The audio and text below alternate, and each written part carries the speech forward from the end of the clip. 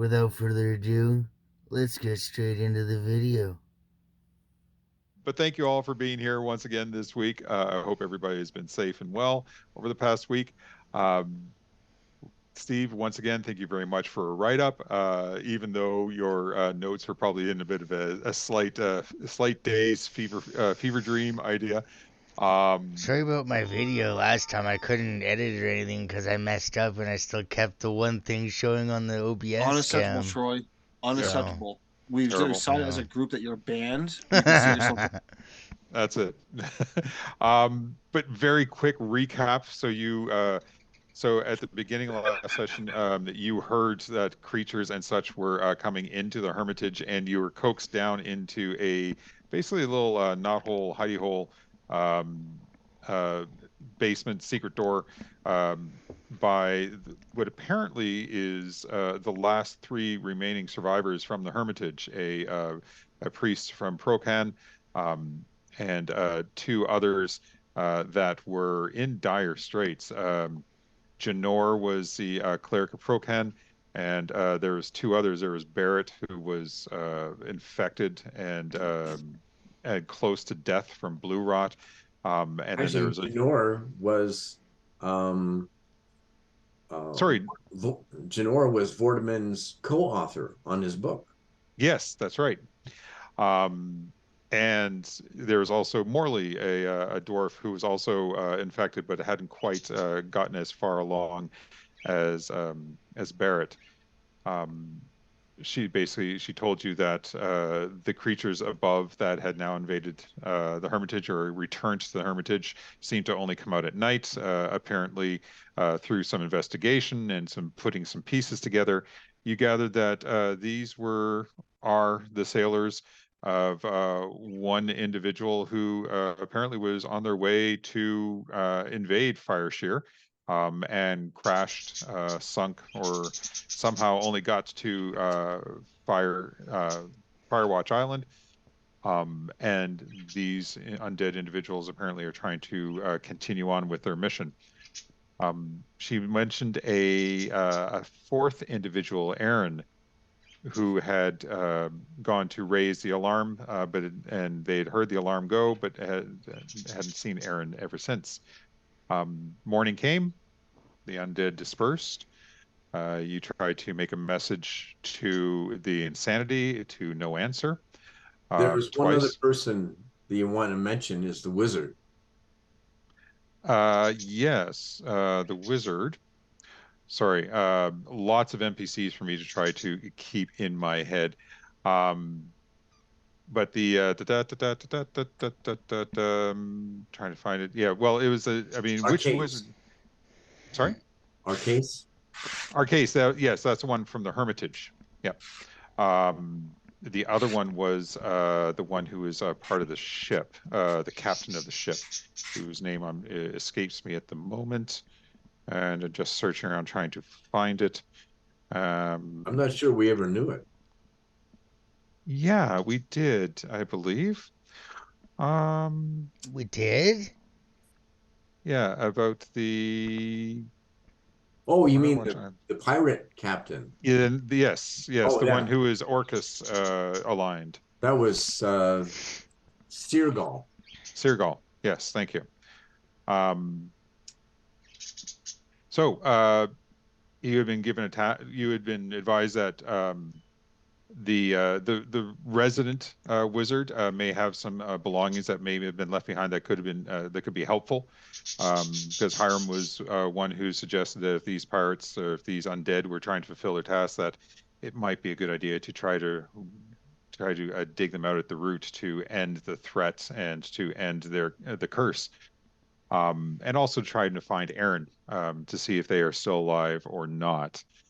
Um, so while Janor and the two, still quite ill but cured of their diseases, remained in the knothole in the basement, the four of you went to go search for Aaron and made your way around. You know that the warning bell and the wizard's room all seem to be in the tower that was against the Hermitage. So you went searching for an entrance into that. Finding no entrance on the first level. Well, he did find an entrance on the first level to the base of the tower, but no way further up. So he moved up to the second level of the Hermitage and started searching through doors and into a room where Trogdor was Eaten brave alive. brave to enter in the room boldly and searching around. No. Trogdor He was just can't put really that place dim. up. Trogdor was living up to his name. Yeah, Trogdor the Dim. Anyway, for one reason or another, by hook or by crook, Trogdor entered into a room and disturbed three rather large coral snakes, who surrounded him. And over the course of a battle, not only was Trogdor bitten multiple times and had many things happen to him and many weird things happen to him, but Garnet was also bitten and effectively put into was paralyzed for the rest of the battle. So it was essentially 3-on-3, and slowly but surely the coral snakes were defeated, and that's where we left off, with Hiram and Trogdor in the room. Garnet and Vasura just outside the room at the top of the stairs to the sort of like lobby area. And Visura was able to kick Garnet in the shins to bring him out of his stupor, to bring him out of his paralysis, is essentially what happened. And that's where we left off. Do I have a point of damage from that? No, no, it was like one of those non-lethal, just enough to cause you pain, but not enough to actually cause you damage. Okay. If there's damage, there might be like a slight bruise to your shin, but that's about all. But not enough to actually take points off of your Just enough to keep you a little mad. It was enough to. It was basically the pain was to shock you out of being paralyzed. Oh yeah, I thought we were talking about Kev, right? Talking about about you and yeah, back and forth. Yeah, Trogdor actually did go down, and was unconscious, and the snake hit him a second time, and you were very close until Hiram was good enough. Was it Hiram or Vasura that poured some healing potion down your throat? Hiram. Although something tells me that Hiram did that somewhat reluctantly, based on how you were there and why you were there. Well, it might have bruised the lizard lips a bit. I don't know. Yeah, it might have chipped a tooth or something, forcing that bottle past Trogdor's lips. Actually, you put the bottle in, didn't uncork it, and just snapped the jaws shut. It's a lot of glass in there too. I don't know if it was quite that violent, but you get the emotions behind it. You encompass the emotions behind it. That being said, why did this health potion taste glassy? So I leave it up to you. You are now back in. You should all be back on the map, in the right section of the map. Should be, hopefully. Yes. Okay. Yep. And basically, we are here. If you're not already there. So Garnet, thanks Vashura for snapping him out. It was a rather nasty place he was at, with undead coming out of the snakes' mouths. Oh, no problem, guy. Glad you came around. Oh yeah, that's right. Garnet had a major fever dream while he was paralyzed. Dreams are made of Hallucinations and such. Okay, so perhaps we should take a peek in the room and see if the manuscripts and books would be of any use. Yeah, let's go see if that silly Drew is still alive. Hey, you guys, you still alive in here? Trogdor, okay. Yes, no thanks to this Trogdor. Hippo be silly. Trogdor, okay. Trogdor was almost dead. Trogdor fine. I Trogdor think that says as there's blood Trogdor, trickling out. I think Trogdor is of such importance to us that from now on he should be in the middle of our group. Oh, you guys think so? You guys care so much about Trogdor. I wouldn't get Yeah. too So carried away calling him saying he's important to us. Let's move along. so are there any books or manuscripts of any use here? You can give me an investigation check if you like to poke around and see what you find. Those were giant coral snakes, right? Correct. I have a couple empty vials from healing potions. Can I take some? I don't even know there's a book there. Hiram, give me either a medicine or a nature check to see how well you can maybe harvest some venom from these snakes. And yeah, Garnet, with your nat 1 and your negative modifier making it a 0, there's a lot of snakes and snake parts, and there's a whole mess in here. Also, probably all in common. I can't Yeah, believe anyways. that's true. All in common. And yeah, Visora, we got to keep remembering Garnet is speaking Draconic, so he can be understood by 2 of his 3 companions. Visura, unfortunately, does not understand Garnet at all. Why did it have to be? Yeah. That's right. So when Garnet thanked me, I'm like, yeah, okay. Well, you spit fire now. Good job. Oh, you know what? This is my own fault. I could have made that different. I could have made a different choice, but no, I decided to go by the roll of the dice. So that's partially my fault. Anyway, We're just gonna have to really try hard to teach Garnet how to speak English again. Actually, it didn't say that he couldn't learn it. That's right. He didn't say he couldn't learn it. He just completely forgot how to do so right now. So shake massage in Dwarven is rats. Basura? I was going to say, yeah, being fully submersed into a language would take 2 weeks to 4 weeks to just kind of casually learn enough to pick it up. So that's real world pivots. I agree with you, and we're about 2 hours into the first day of 4 or 5 weeks. Oh, it's great. So we'll just say that perhaps in times where we stop for rest and eat, I'll start doing some practicing in common. Yeah, because I mean, you remember knowing how to speak common, or at least you remember having had that ability. You just can't recall what words are, or conjunctions or verbs or nouns or anything. It's completely foreign to you at this moment. As far as your nature is concerned, Hiram, you are able to. One of the snakes was not so badly destroyed, didn't take a blow to the head, that you are able to locate essentially the venom sac in the skull of one of the dead snakes, and you're able to drain it into. How many empty vials do you have? I have 3. I've used 4 health vials. So Okay, you're able to fill 2 of them with the venom. So it's just coral snake venom. Yes.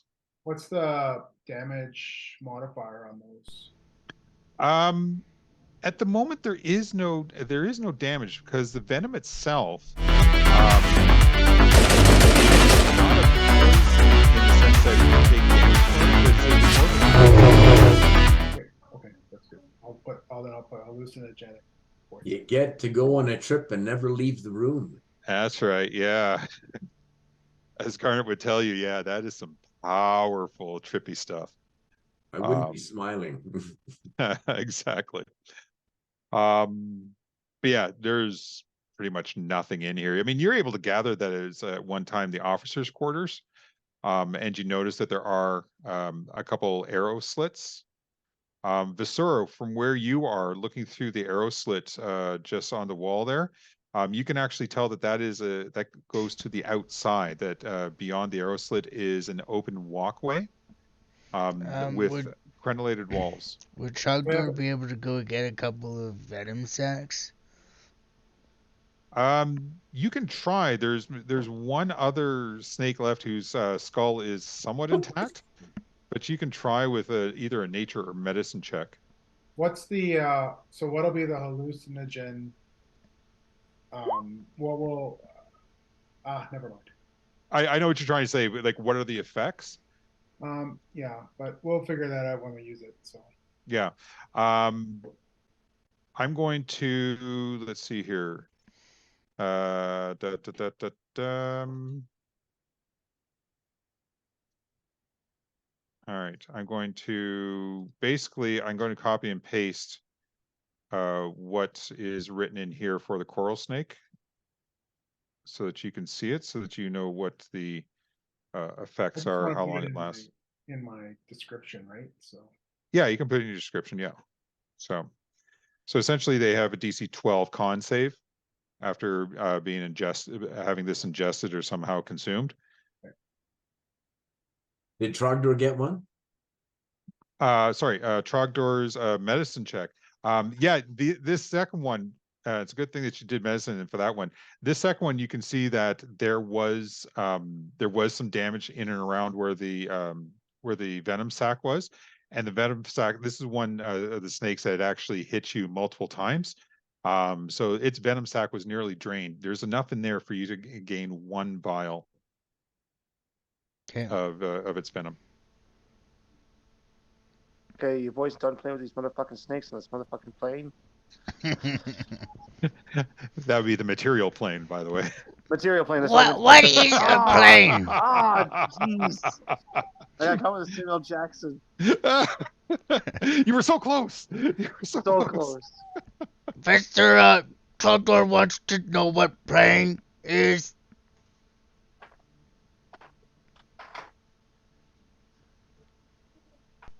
How does Vasura explain what a plane is to Trogdor? You know where you live? Trogdor live here. Okay. Basura lived there. Different Okay. plane. Fair enough. What are you doing but next? what is plane? So, to the west of Garnet, is that an arrow slit? Yes. This is one of the arrow slits. There's one here, and Vasura just ran around the corner into another room to see a second arrow slit. And like I said, you can see through it that it leads to the outdoors. That there is a walkway. Over there. And yeah, Visora, you can see that there is a doorway, and as you look through the arrow slit, you can there's enough of an angle that you can look up, and you can see that this doorway leads into the tower.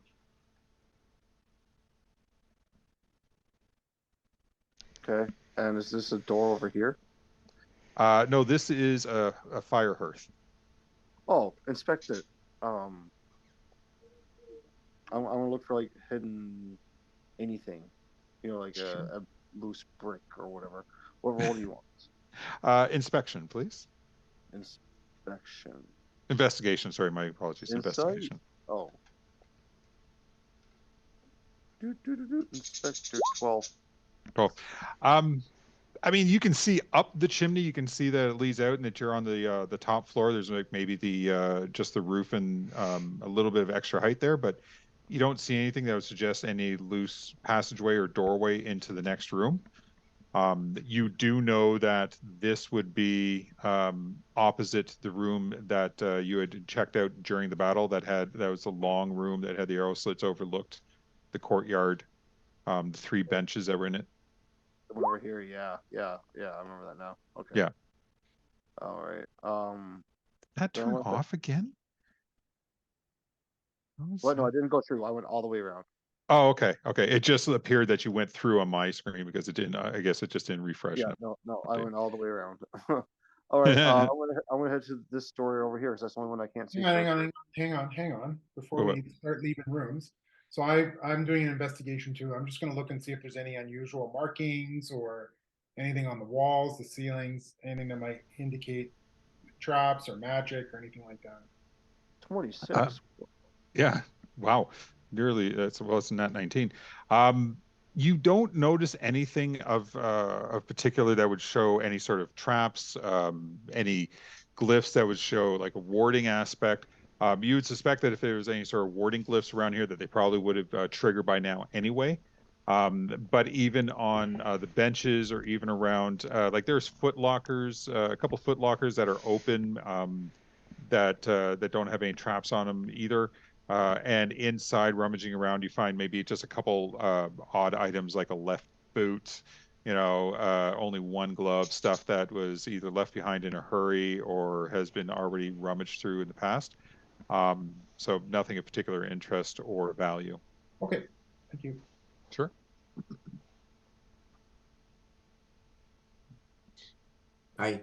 So if we're going to leave the room and check the door, we'll want to make sure that Trogdor's in the middle to make sure that the valuable person is protected.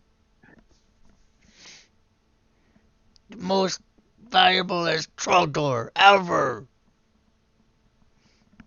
I say we let him go first. We've already done that. I'll give the door. Trogdor go first. I can go first. Trogdor checks It's a everything out. distraction for anybody who wants to kill us. What was that you're asking, Visura? Well, I'm going to do a little check on the door for traps or anything of the sort. Sure. Either perception or investigation. It depends on whether you're looking or poking around. Looking. Perception, then, please. 19. Oh, the door is not locked. It's not barred either. You also don't see anything to suggest any sort of traps. No trip wires, no hooks, no pressure plates, nothing along that line. Looks good to me. I'll give it an opening. All right.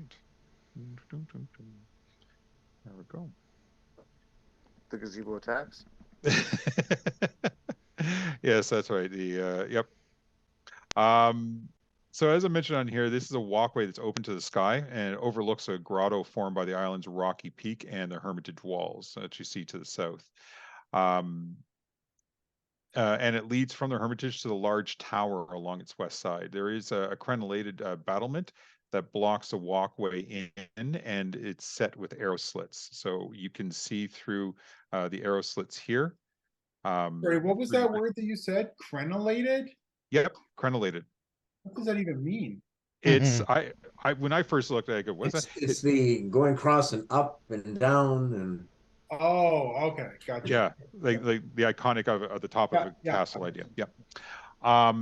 So you can see here through the arrow slits, you can see below is where that boat and you had seen the dead bodies caught up in the net, and the path leading up to the wall. You can see the cliffside here.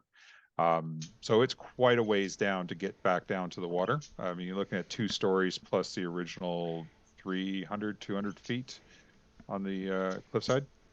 And there's no activity? No, none that you can see. The boat is still there, although the boat seems to, although the water, the tide seems to have come up, so that boat seems to be more submerged, thanks to No the tide blood having trails, no body parts, nothing. Nothing to that effect. It's kind of difficult to see from this height as well, but you don't see anything obvious. And you also do see at the top, you do see a couple other arrow slits that go towards the front of the Hermitage, and then the 2 that were go into the room that you were just in. To check out the arrow slit in the front to see if our jolly boat is still there would be a good idea. Are we even able to see it from that spot? From that angle, from where you are, and the distance out, I mean, you might. You can see from those arrow slits. Sorry, you're able to see definitely the top of the of those vines, those large vines that were at the base. You can see the stairs going up to the top of the wall, the garden and such from that was in the front courtyard. Your angle, you're able to see the beachhead, and you are able to see off to the edge to the shoreline and where the dock is. your jolly boat does appear to still be there. Looks like the Although boat's from still there. yeah, although from this distance, it's difficult to tell what kind of condition it's in. Looks like it's great condition. I'll go do another check on this door that's closed off. Just checking for Sure. traps. 19 on perception. Yep, 19 on perception. Same as the last door, actually. It seems like the previous inhabitants at least felt like that their barricades and such on the first floor would mean that anything would not get up to here to the second floor. Okay, well they'll Well, open that's the door. fortunate for us. All right. Oops, no, that's not what I wanted. Where is it? There we go. This is what I wanted. Oh, stop that. Sorry. My clicking has gotten... No, I didn't want to do that. There we go. All right. Talk Dorsey stairs! So as you take a look into this room, there's bundles, barrels, and boxes are piled haphazardly across this tower room. There's a narrow path that leads through the clutter to a staircase curving along the chamber's inner wall. The stairs rise to an open trap door in the ceiling.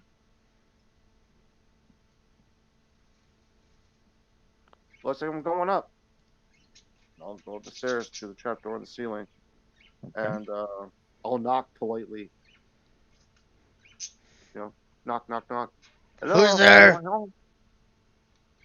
All right.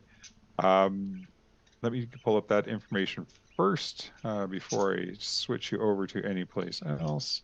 Let's see here. Yeah, it's an open trap door. You kind of reach up just to knock on it. It's silence. Although you can feel there is a difference in air temperature. You suspect that there's probably a larger opening somewhere along the tower that's allowing fresher air into the room. I think there's a ghost up there. It's awfully cold. I'll open the hatch. All right.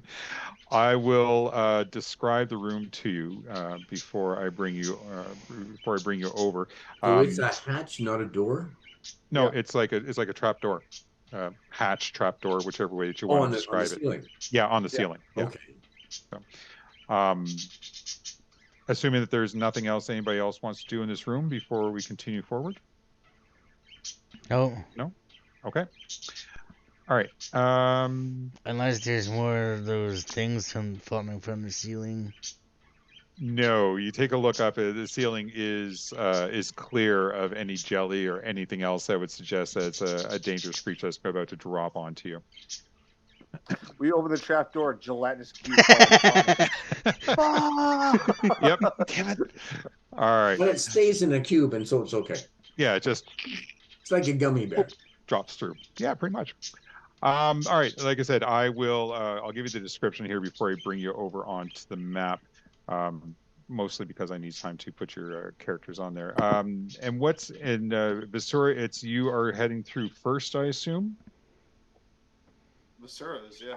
And was it Trogdor or Garnet next? Trogdor! Trogdor was going to be next up. Okay. Helps if I don't put things on top of things. And then it was going to be Garnet and Hiram, I'm guessing. Sure. Yeah. Okay. All right. Okay. Sorry, I need to be able to fit you all into here. So these stairs go up to the trap door. So you open up the trap door, and you keep on the stairs and just walk in. Yeah. Like basically after you open up the hatch, there's you're climbing up the stairs, and the last stop of the last step on the stairwell is the floor of the room above you. Yeah. Alrighty. So there's a cast iron pot-belly stove that squats in the north of the upper level of this fortress's main tower. Its stovepipe extending out the arrow slit to the north. The wooden frame and slats of an old bed are pushed up against a spiral staircase that rises to a trapdoor in the ceiling, leading to the open belfry above. Under an arrow slit looking toward the island's western peak, a dusky desk is covered in debris and fresh bird droppings. Hinges hang on either side of each arrow slit, indicating that at one time they had shutters to keep out the elements. A section of the wall to the southwest has collapsed inward, opening up to the rocky slope of the island's small hill 10 feet below. The pile of rubble covers the smashed remains of a chair. And I will bring you out. And, oops. I just realized that these are all on the same map. So I got to do this, I got to do this, I got to do this, and I got to do this.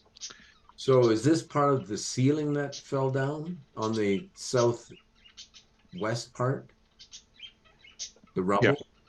Yeah, let me just zip you over here. So this is the part of the wall that's crumbled inwards.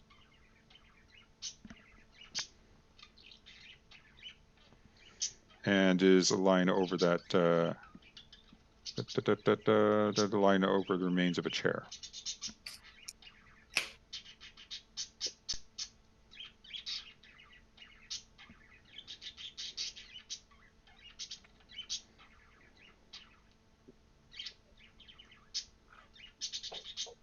No bodies and anything on the desk? No, at a glance around the room, you don't see any bodies or any individuals. With regards to the desk, I don't believe there is, but let me just take a quick look here. You don't see anything on the desk, I believe. Yep, no, you don't see anything on the desk at the moment. Are there drawers? Give me an investigation check.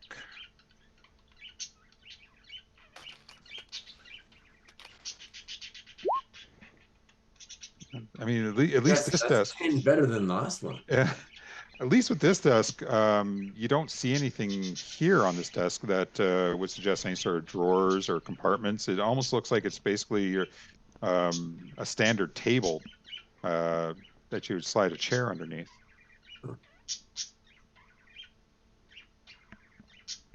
Something's not right with this. I want to go back to boat now. I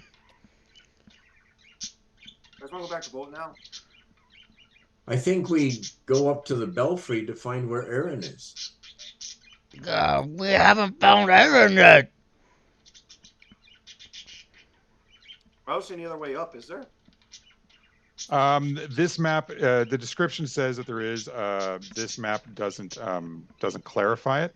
But I'll just reread that. It says, are pushed up against a spiral staircase that rises to a trapdoor in the ceiling. So I'm guessing that the staircase that you're on is meant to continue further upwards and into a belfry up top. Oh, my mistake. I thought this was the top. Okay. Well, yeah, this is a room here. Oh, and right here is where the trapdoor would be. So the stairs would lead up further, and then the trapdoor would be Into there. the next room? Beg your pardon? Into the next room up above? Up into the belfry, yeah. Where the bell is, where you ring it and goes ding dong? Yep. Ding dong! You go up, pull the trap door, and let's go. Okay.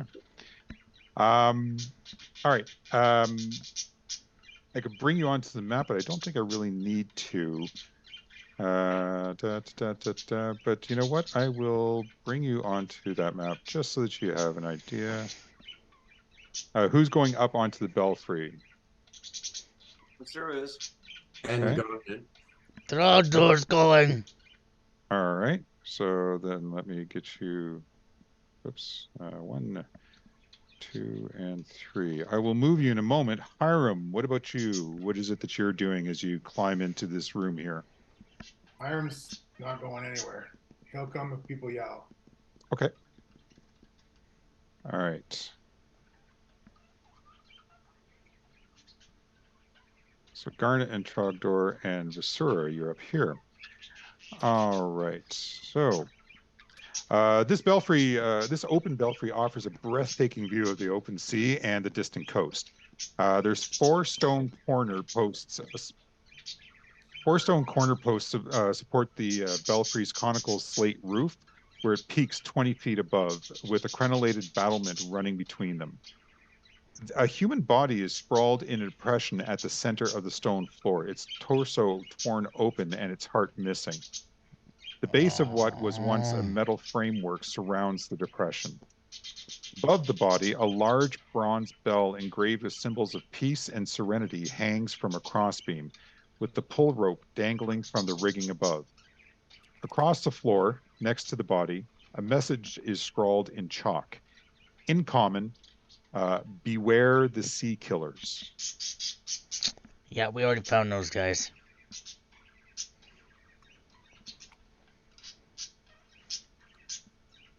Nice place we got here. Okay. Check him over. Okay. Are you rude or what? Is this the person that we are looking for? Don't know yet. Let's see here. Garnet will want to check him out because it's strange that his heart was taken.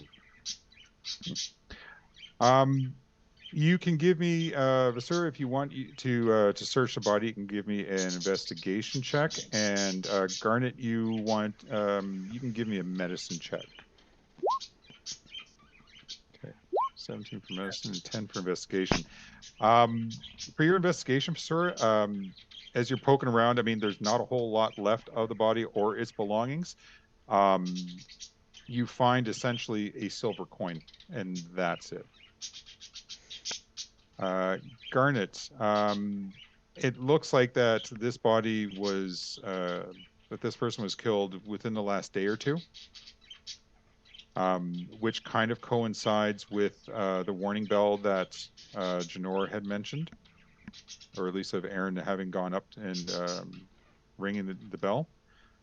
And since you've never met Aaron, you don't know what they look like.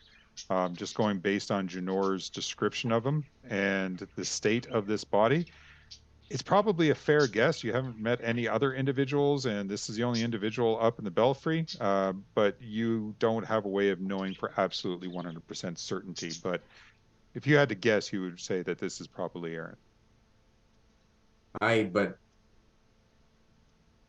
just, he's not damaged except his heart was taken out? Well, like I said, his entire front torso has been torn open, and his heart is missing.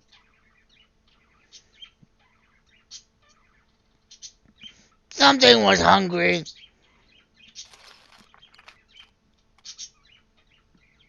So would Garnet think that maybe the large bird had done this? It's possible. Feather check. A feather or two around? Trogdor, if you want to give me a nature check.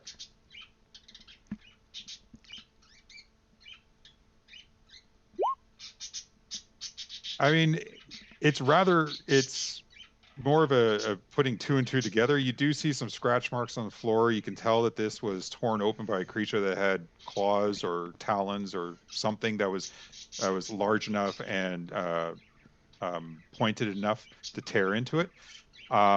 And you did see a bunch of bird droppings down below.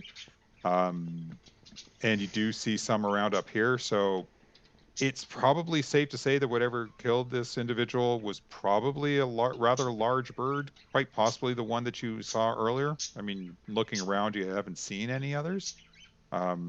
So again, nothing to say 100% certainty, but best guess, yeah, the creature that you first encountered was the one who killed this individual. Why were we going up to look for Aaron? Just to see if we could get him out of the tower? Or to see if he was still alive. okay. Well, since we found body, can we go back to the boat now?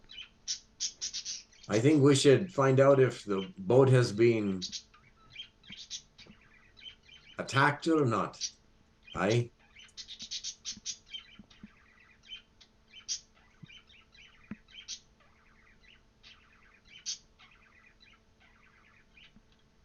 So are the three of you heading back down to the previous level?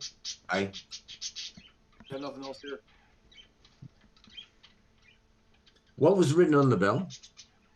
It was actually written on the across the floor next to the body. It No, said no. be. I thought you said something was written on the bell, like Oh, peace or something. yeah, it was engraved with symbols of peace and serenity.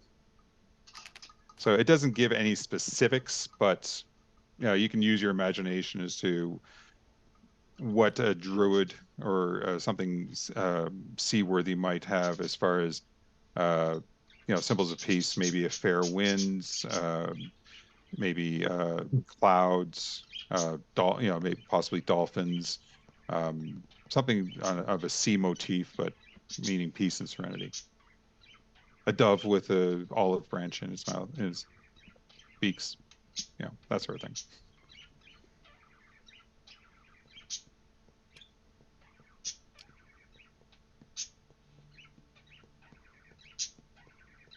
So you're back down into this room, which definitely looks like it was somebody's living quarters at one point. We are now. So the room we were in under the belfry was supposed to be the wizard's room, but there's nothing here. Where we are right now is supposed to be the wizard's area? Yep. I can reread the description for you if you want. No, that's fine. Chardor wants to look around, see if he can see anything. Sure. Go ahead and give me an investigation check, please.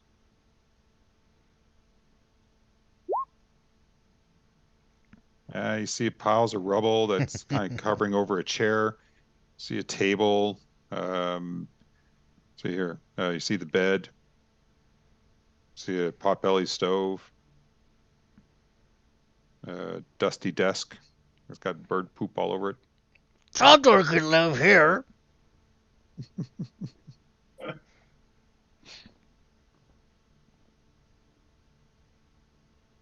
I mean, for what you remembered, Schnorr was saying that that Aaron that oh gosh, Archaeus, might have had something up in here. A gardenet's just for interest sake is going to do a detect magic. Sure. Okay. So you take a few minutes. Are you doing that as using a spell slot, or are you going to do that ritually? I'm pretty sure detect magic. Oh, you put down good and evil. You meant detect magic. Oh, sorry. Yeah. I'll say there may be something done invisible, so I'll do detect magic in a ritual. That's only 10 minutes. Okay. Basura, you hear Garnet speaking in Dwarven, and then he seems to sit and focus, starts to mumble something arcane, and seems to be focused for the next few moments. Anything anybody wants to be doing during the 10 minutes that Garnet is taking time to cast his ritual spell? Trogdor's gonna try to prepare that toxin that he got into like a potion that you can drink or put in a dart or something. Um, you would know from firsthand experience that that toxin that as soon as it got into your bloodstream was pretty potent as it is.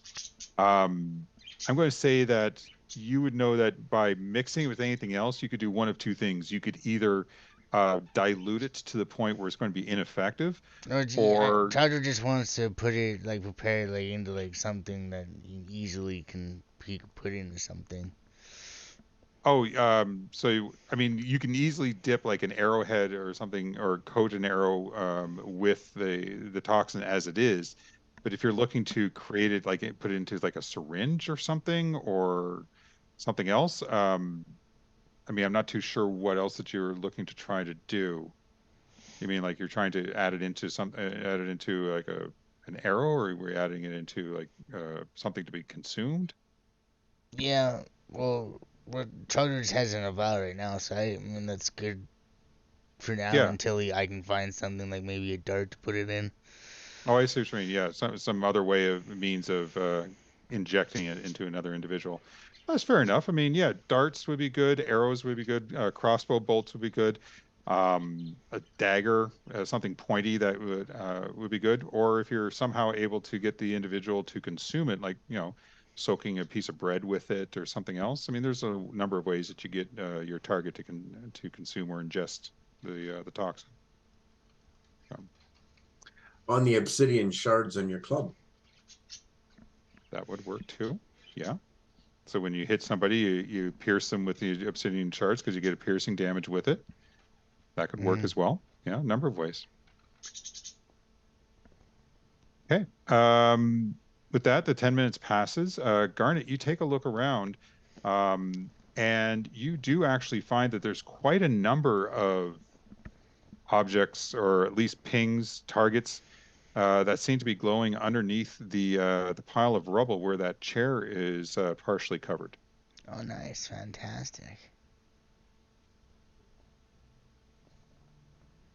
So I'll tell everyone that I'm seeing some things that are pinging magic in the rubble, and so I'll start to gently start to go through and find it.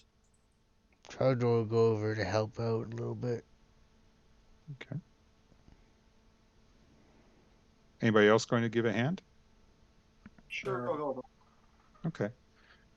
With the four of you moving the rubble away, at first it seems like that all it's covering right now is a chair of some that should have been over at the desk. But Garnet, as you're kind of leading the excavation here, you realize that the rubble itself is piled up in front of a portion of the wall. And what you're getting is coming from behind the wall itself. Luckily, the rubble wasn't solid stone, and the portion of the wall that is behind isn't a foot thick. So luckily, your detect magic was able to pick up on it. Mm-hmm. So the campaign was well written. Yeah. It kind of assumed that somebody might do that.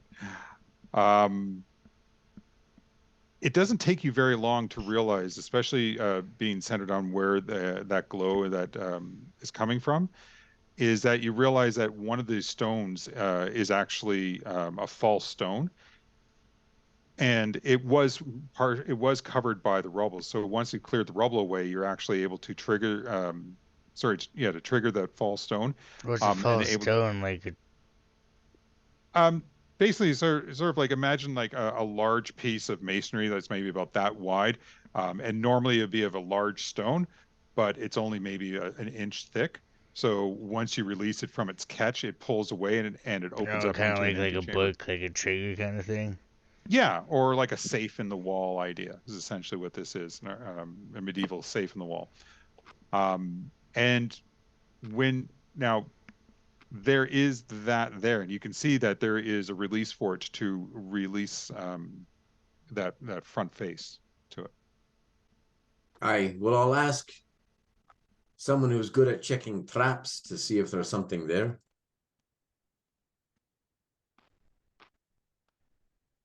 Anybody who wants to do an investigation can do that, or a perception, whichever one. Garnet, you know that there's no there's no magical warding of any type, because that would have been brought up by your detect magic. Perception. Okay. Yeah. Well, between you and Hiram, at 26 and a 24, you can definitely find that although this was very well hidden, you gather the architect of this felt that it was so well hidden that it didn't require any traps to it, and you find that it is free and clear to have it opened up. And was it like a chest that opens up, or no? When you release that front fascia, you see that it's actually a compartment in the wall itself, And so it goes in a little bit and kind of goes down a little bit. So it's almost like an L. But you can clearly see that there's a number of items in this compartment. You see that there is a ring. You see that that glows. You see that there is a vial. Sorry, 3 vials. Another 3 vials. 3 vial. So the first 3 vials look very similar to each other. The next set of 3 vials look very similar to each other. You find basically almost like a metal, not a metal pipe, like a metal rod, just a piece of metal that's maybe about a foot long, maybe a couple inches in diameter. You find what appears to be it looks like a piece of origami that's been folded up into the kind of looks like a shape of a boat of some sort. You find a leather satchel. You find, let's see here, you find a small metal container. And as soon as you move the small metal container, because the small metal container almost is like almost very well shaped to be the size of the compartment itself. Once you lift that, the inside of the compartment actually begins to glow from some sort of light source. And we reach in further, you bring out a small metal baton about the size of what a normal torch would be. And it has a flame that is on it, but you can feel that the flame produces no heat. It lights up just like a normal torch would, so about 20 foot bright light. So would I think that this is a continual light spell? Yeah, you're familiar enough with the spell that you know that that it's actually glowing from magic. Yeah, that's a really good guess. You're about 99.99% certain that that's a continual flame spell. Is a flame on there that won't go out? Yeah, unless it's dispelled, the flame produces no heat, no smoke, produces light, much like it would, like a normal torch would, but it can't be extinguished. So you could actually carry it like in an area that has no oxygen. You could carry it underwater, that sort of thing, and it would still light up. I did that for the Sea Ghost ship. Yeah, yes, you did at the bow of the ship. You also find a leather backpack that feels like it's got a couple larger items in it. Somewhat got some weight to it, but that doesn't glow with any sort of magic, neither the pack nor its contents. But pretty much everything that I described prior to that, the ring, the 6 vials, the rod, the origami, and the leather satchel, along with the rod that has the continual flame on, they all glow of magical properties. Aye. So I'll mention that the backpack isn't glowing. The other things are the vials. Do we recognize them as healing potions or something else? No, you actually, I believe you and Trogdor would probably recognize the second batch of 3 potions from your times when you dealt with the Sahuagin and the Lizardfolk colony. They would be 3 potions of water breathing.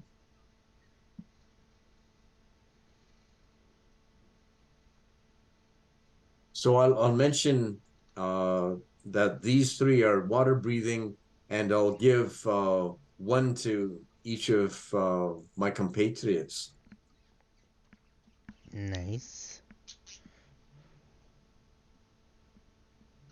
So you said it's a potion of water breathing? Correct. I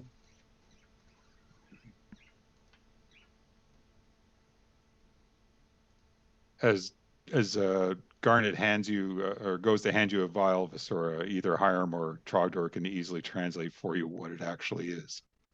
Oh, okay. So now I have an idea what was happening. Yeah. I'm going to assume that that either Trogdor or Hiram is giving you a general rundown of whatever it is that Garnet says. So for the moment, I'll go take ahead. those potions for water breathing. That sounds convenient. Yeah.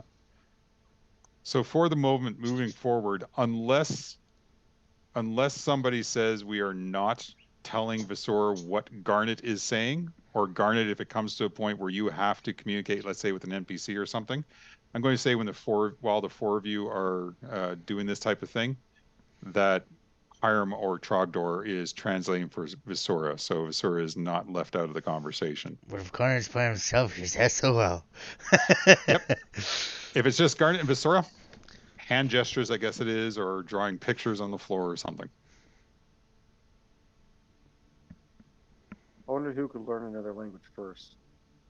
So I want to look into the leather satchel that's glowing. Okay. You take a look into it. I mean, you don't see anything in there. Great. So I'll start picking up a bunch of the rocks and putting them in. Do I put more in than can fit from the outside? Yeah, pretty much. Yeah. So I'll say that this is probably a leather satchel of holding. Why are you holding rocks? I was merely testing it, so it can hold up to maybe 500 pounds of different things. That's not many rocks. You should take those rocks out. I'll just dump the rocks out, and I'll say, is there someone who would like to have this now, or I'll just put it away? How do you dump the rocks out? How do I dump them out? Yeah. Oh, good, because there might be something else in there. I'll just tip the bag up and dump them out. Nothing falls out. Okay, so I'll go in and I'll start pulling the rocks out. Okay. Pull the rocks out, yeah. Yeah, it's not that easy. You can't just dump something stuff else out there? of a satchel thing. I mean, you don't Without see or feel anything in there. So I'll think of coins. Uh-huh. Nothing? No. A magic book? No. So there may be many other things in here. Just You don't just know have to- what it is. We'll just have to look at it, but we can do that another time. Let me see here. It doesn't sound like the DM thinks we can do it another time. Oh, it's not that. I'm just You wondering have to if know what's in there. I'm just wondering if any of you have had a bag of holding before. I have one right now. Oh, okay. Well, then you would know that if you got a bag of holding and you want to know whether or not there's something inside it, that, I mean, you can go in and if you know what's in it, you can go in and pull it out. But Right. if you got a bag of holding, you don't turn it upside down. You got to turn it inside out. Okay, so And the fact of, and by the act of turning it inside out, everything that's within the bag of holding will come cascading out. okay, so I'll do that. Okay. Uh-oh. So The whole area fills up with water. I back up. I back up. I back up. Hiram's doing the same thing.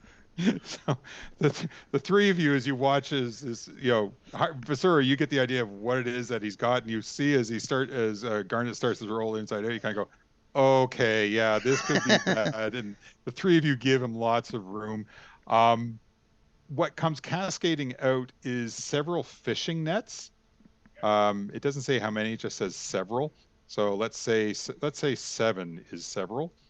And about 500 feet worth of weighted hempen rope. Wow, that's awesome.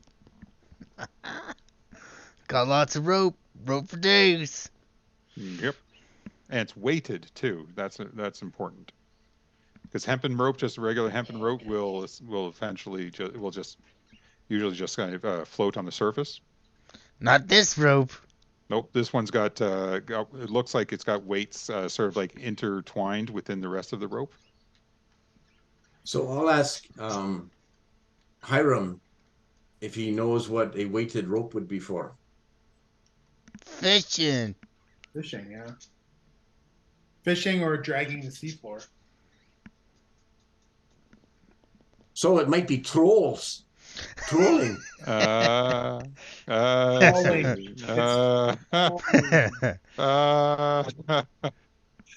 Yeah.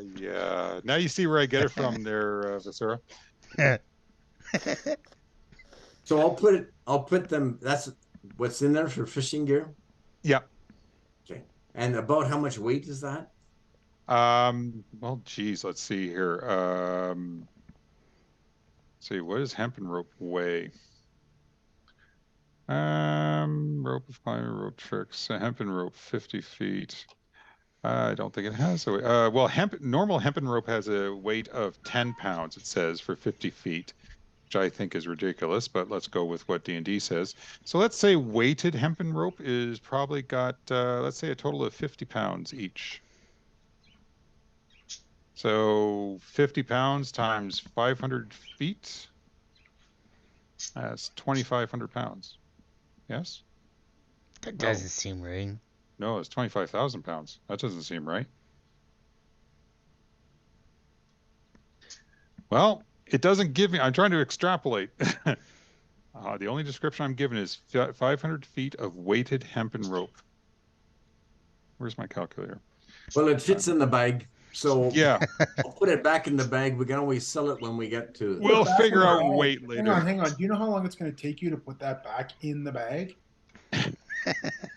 Like the rope weight does. and the length. That's if it's even if it's 2,500 pounds. You know how long that's going to take you?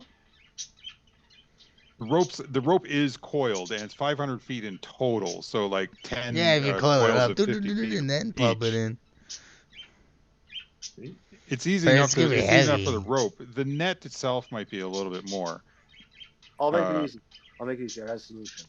I'll take the leather satchel with it being empty and leave. Okay. There we go. Now I've got a bag of holding. Now we don't have a rope in the holding bag. Thank goodness. All right, moving on. Good. So I'll look inside the metal container. Mm-hmm. Inside the small metal container, you see 6 capsules. They look like they almost like pill capsules of what we would consider today. And each of the capsules is actually the source of the glow of the detect magic. Right. So I'll just gather the stuff up and put the metal rod and the ring and everything else in my bag, and we'll have to check it out to see what it is later. Okay. If I didn't mention it, that backpack was not glowing, although it did have some weight to it to suggest it had some contents. What was that? What were the contents? Yeah. In the contents, you find 2 tomes, 2 books. Oh. Ooh, yay, books.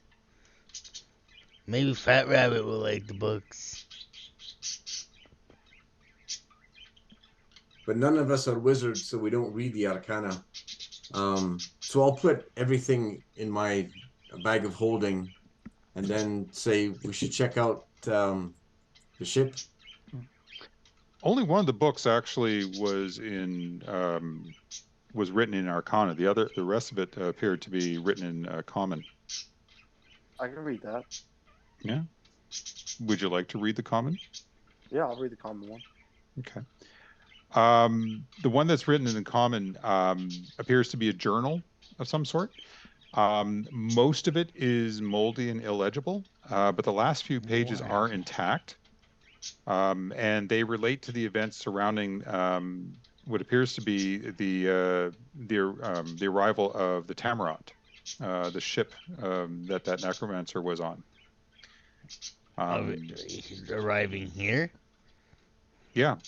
There's basically a total of 3 entries here. They're not very long. I can read them out to you if you like. Yeah, I read the book. Okay. Do we have some hot chocolate as Vishur reads to us? Well, Vasura can read it out loud, and I'll have to be translating. yeah, Trogdor will have to translate for you. The first entry says, "Our worst fears are confirmed. Virgil has brought word of disaster. A war galley fully loaded with pirates approaches from the southwest. It flies the flag of the raiders and bears the name of the cursed ship Tamarot. We must prepare what feeble defense we can muster. Woe to the folk of the coast at the approach of this bloody tide." The next entry. "Miracle of miracles. The Storm Lord has answered the prayers of our illustrious chaplain. A furious storm blew in from the open sea and swept the war galley to its doom. But I believe that the vessel went down near the pit of hatred, an ill-starred undersea chasm 2 miles south of Firewatch Isle. This does not bode well, for the rift is said to be a passage to a source of indeterminable evil that was long ago sealed away. If the wreckage should rupture the wards, terrible darkness might be unleashed. I must mount an expedition to the sunken hulk and make sure all is well." The final entry. "A fell wind blows this evening. I fear the wards on the rift have been broken. I must set out first thing in the morning to inspect the wreckage." And that was everything. That And does it was. say any name on the entries or anything to just suggest that who would be writing? There's no entries on it, but with the journal and the which you can now surmise, being that it's written in the Arcana, a wizard spell book, you gather that these are probably the possessions of Aaron, the resident wizard. And Okay. I will place all of that in the chat. So you can reread it, copy it, write it down, transcribe it, look it over, do it as you will with it. Take it out for a nice fish dinner. All right.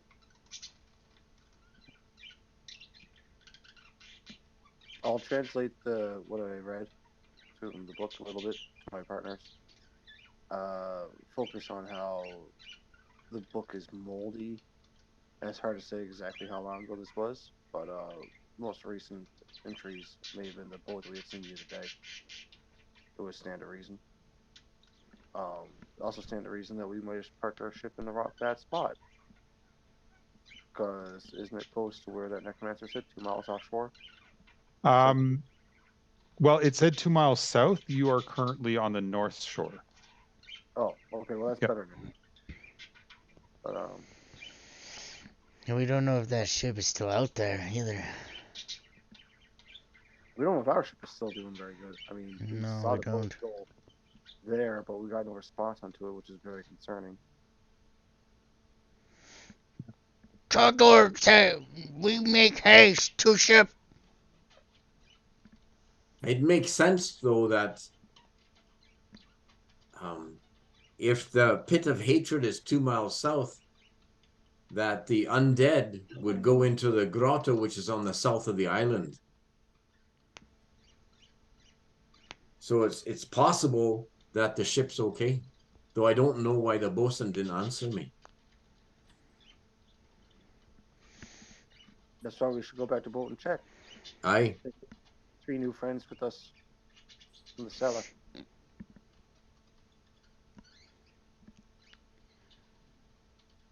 Hopefully they're doing all right. Oh, they fine. They hanging out downstairs. They all have a little party, I bet. Let's go find out. I bet they got music this time. And I'll start heading downstairs to go get our compatriots if there's no arguments about going back to the boat.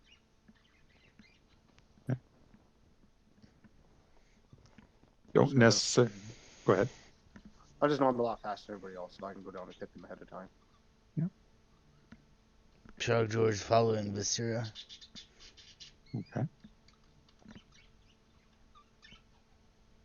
And Hiram and Garnet, I assume that you're also following? Aye. Okay. Don't have to RP the whole thing and the whole. the whole journey. But if you're basically retracing your steps, and going the way that you arrived, knowing which rooms and which passageways have been cleared, you make your way down through the lower levels of the Hermitage, and into the larder and down to the cellar where Janor, and the other two, whose names escape me at the moment because my brain is not functioning properly. And you're able to essentially tell them that you've gathered what it is. You found Aaron, and you're ready to head back to the ship. Very nice. Now, would Vashura's backpack be glowing?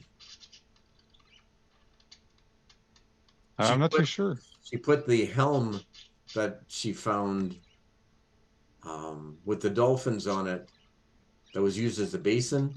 She put that in her backpack. Right. Let me just go back to that section and see what, if anything, may be. The second floor. All right. Let's see here. That was. So I was on the second floor.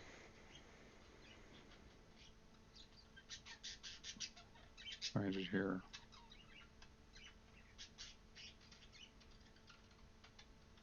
Charlie, you're just gonna Yes. keep tweeting. You're gonna go sleep. There would be a as Vasura is going down, because as Vasura was reading your detect magic, because it lasts for how long? An hour? 10 minutes. 10 minutes. Okay. You would have got because it would have been near the end of the 10 minutes. Give me a perception check, if you would, please, Garnet.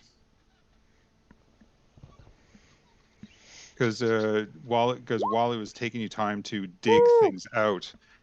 Oh, there you go. Yeah. You really while you were focused on digging out from where you originally saw like into the false wall there, you would have taken note as you were glancing around that Vazura's pack was actually glowing, and it would have had something magical coming from there.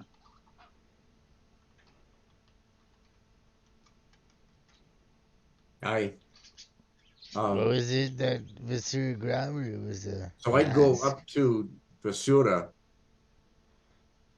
and I would point at my ring and go magic, and then I'll point at her backpack. I'll take my backpack and I'll toss it like 30 feet away, thinking that he's talking about my backpack because it's going to explode. Which is fair. Okay. So it goes tossed down the hallway, and you hear the ding, ding, the combination of muffled, like soft items and hard items, depending on how the backpack hits or rolls, striking against the floor. Visora, your backpack does not explode. So I'll just tell Hiram, Hiram, there's something in Vashura's backpack that's glowing, so there's something magical there. Oh, that makes sense, considering something's glowing. What are we going to do about it? No, it's something that she's picked up that's magical. She just hasn't told us about it. But you might want to just tell her that when I did the detect magic, I also noticed her backpack was glowing. So there's something in her backpack that's magical. Sarah. Yeah. Your backpack is glowing. It's magical. Empty it. Oh, I thought it was going to blow up. Okay. Yeah, no problem, guy. I go over to my backpack, pop it open, and I just kind of dump its contents out so the helmet comes clattering to the ground. Yep.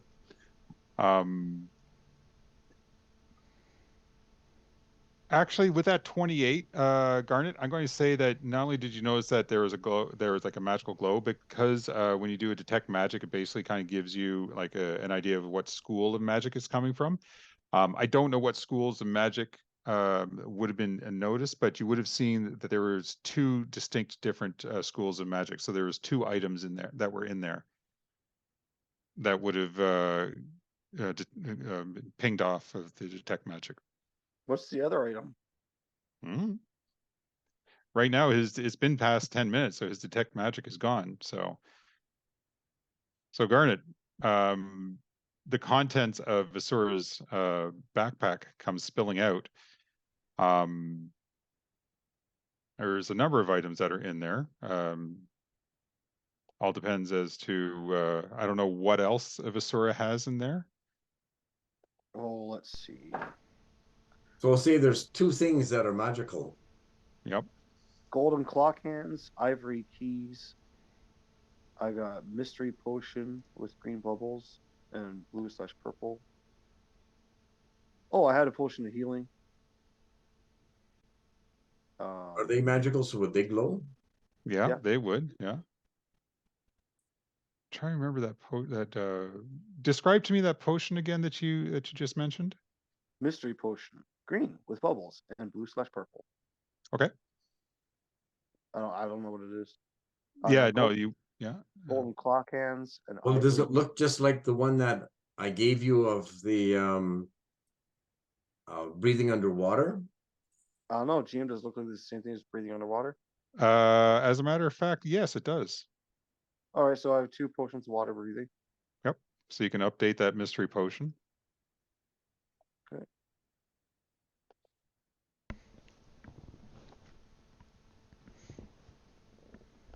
I had to take a look at the description of what you had. Yeah, smells of the sea, cloudy green, jellyfish-like bubbles floating in it. Yep. Okay, so that's what it was my potion of water breathing. Yep. Or my potion of healing. Yeah. And I guess it's that helmet. Yeah. There was also let's see, when you picked up the water the helmet. Let's see here, because you had found that unlocked chest. There was religious icon with small diamonds. There was blocks of amber. There was looked like a little icon or a little metallic item that was in the shape of an anchor.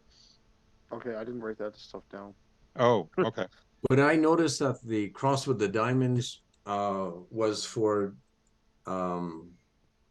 with divination or scrying, because when you get some holy items, they can be used for that.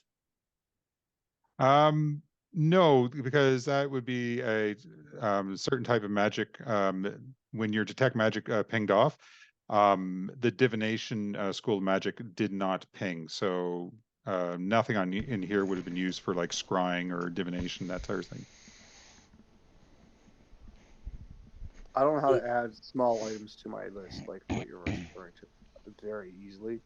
That's okay. So, if there's nothing special about them, can you just give me the monetary value? Yeah, the religious icon with the 14 small diamonds. Oh, wow. Good thing I read this more carefully. It's a religious icon set with 14 small diamonds, 100 gold piece each. So you basically have $1,400 worth of 1,400 gold worth of diamonds. Dang. 2 blocks of That's one amber. like Gucci. What is it? Yeah, it's big time. You got 2 blocks of amber, which are 50 gold apiece. Was it like a necklace or something? Yeah. Well, no, they'd be blocks of amber, so it'd almost be like the raw gems idea. Nice. And the token that looks like an anchor. It doesn't have a gold. It doesn't have a price value to it. No, I would hold on to that. Can I roll history or something on that, like with my background? Um, Yeah, hang on just for 1 second here. Which part of the background is it that you're looking at? Unless if you don't want me to say. Basura's been a sailor for most of her life. Oh, right. You can give me a history check if you like. Great. Togdor knows a lady like that. Yes. Anchor coin. I'll give it a bite. A history of 3. Yeah, that's a pretty cool looking anchor. Not too sure about that, but maybe Togdor know. You could ask Janor as well, being a cleric of Procan. So Hiram might also know if you wanted to show that little anchor to Hiram. Anyone know what this is? I'll do a religion check on all of it. What do you want me to roll? What am I doing? Hiram, you can do either an Arcana or a history check as well.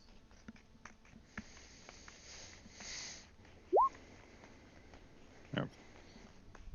Strange little object. I have like a little mini anchor sitting here, but yeah. Nobody knows what it is. All right. Well, we can ask Janor. She may know. No, we'll head back to the boat. I'll ask Janor if she knows. All right.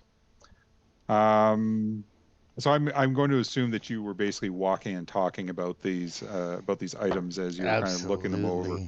So you're heading down into the cellar.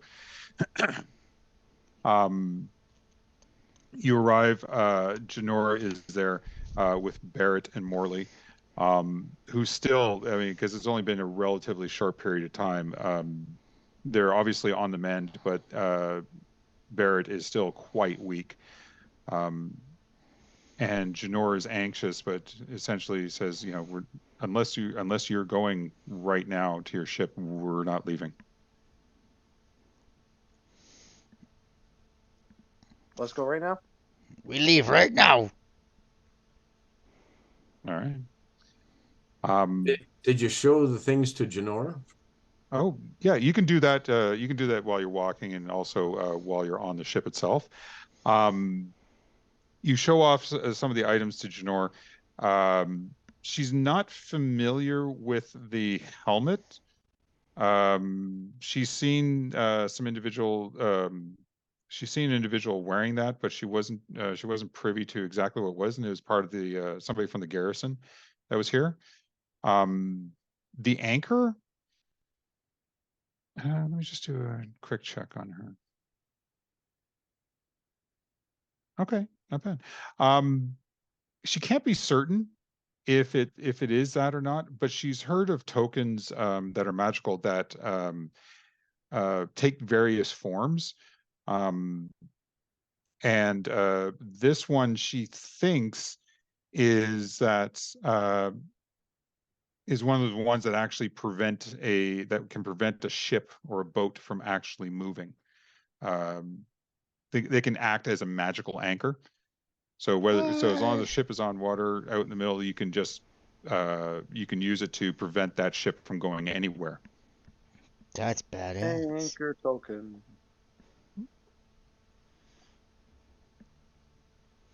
What you can put in specifically. Feather token. Anchor. I got it. Yeah, Qualls feather tether. Yeah, token. Yeah.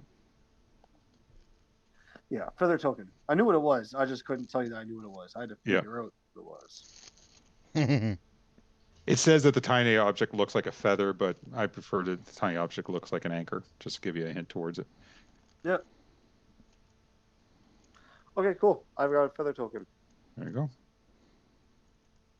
Okay. Now, luckily, the jolly boat that you came in actually has room enough for 8 individuals. So the 7 of you are able to make it into the ship, into the jolly boat. The jolly boat itself appears to be still in good condition. It doesn't appear to have suffered any troubles or damage over the night.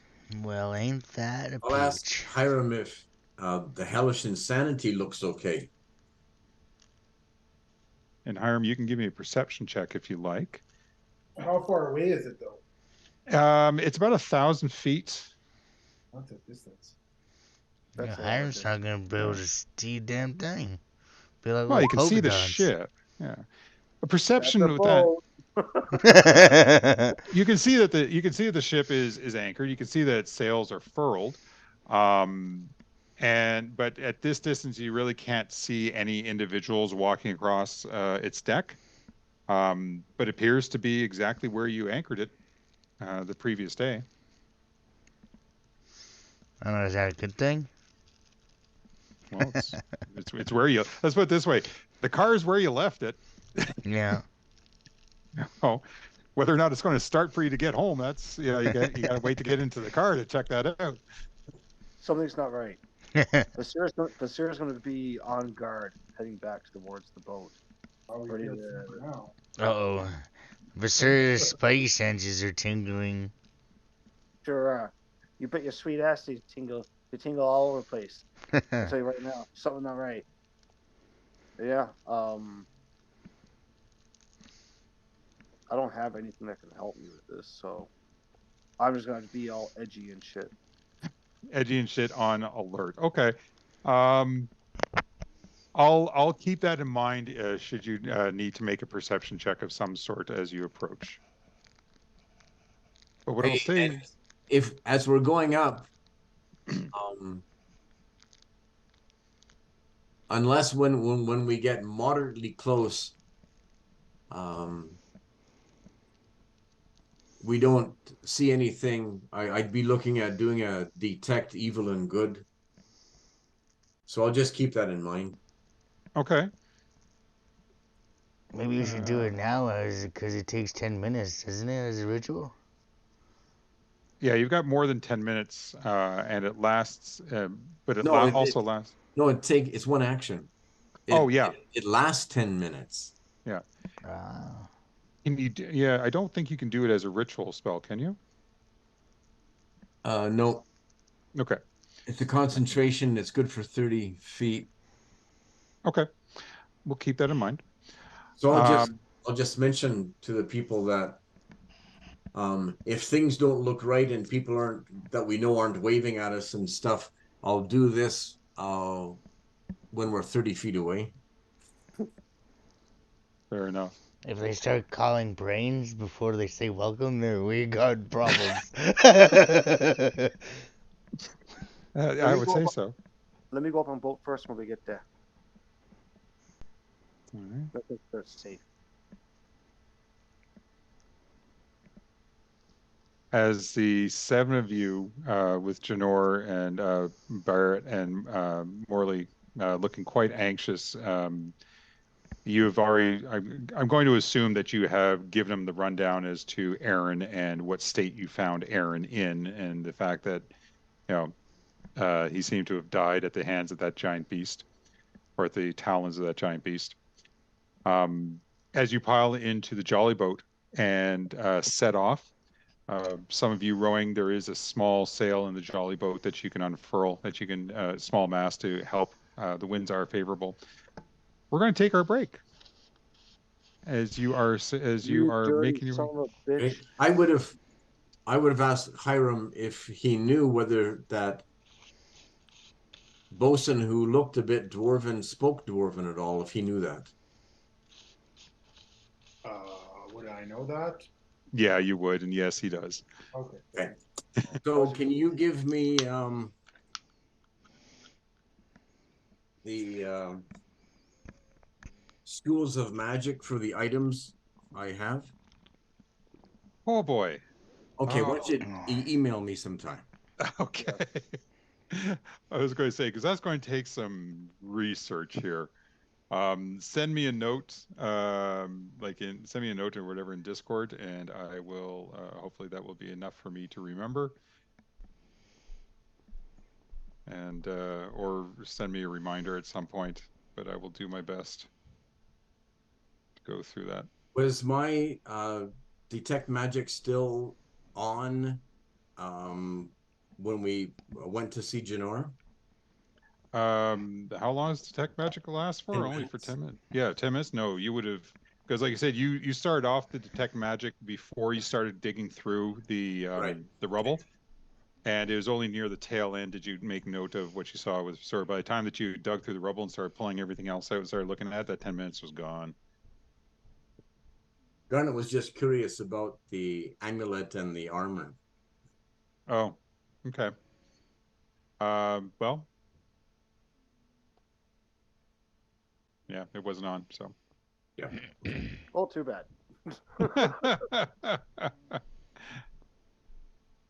All right, so heading back to the boat, got our Yes. compatriots with us, and our compatriots told us with the anchor token, we got into a little dinghy and we were sailing out. That's right. Very good. Excellent summary and bringing us back from break. So wouldn't is it possible that the crew of the ship would have some sort of distress signal that would be indicated somewhere on the boat? If they know that people are off the boat, would they not necessarily indicate somehow that something maybe untoward has occurred or is happening? Um, There are distress signals normally. There's quarantine flags and all kinds of stuff. Flags or torches, that sort of thing. yeah. It's entirely possible that that if they were in distress that they could have um sent up that signal, whether it be something in the form of a flare or a torch or a flag or something. Absolutely. Assuming they had the time to do so. So it's possible. It's possible. Right? Do we see anything like that when we come up to the Something boat? that we would be able to notice. Well, if it was there, I'm sure it'd be done in such a way for you to be able to notice. Go ahead and give me a perception check. Does That's kind Trogdor of what hear I'm any getting at. I brains? I would no, you don't hear anything calling out brains.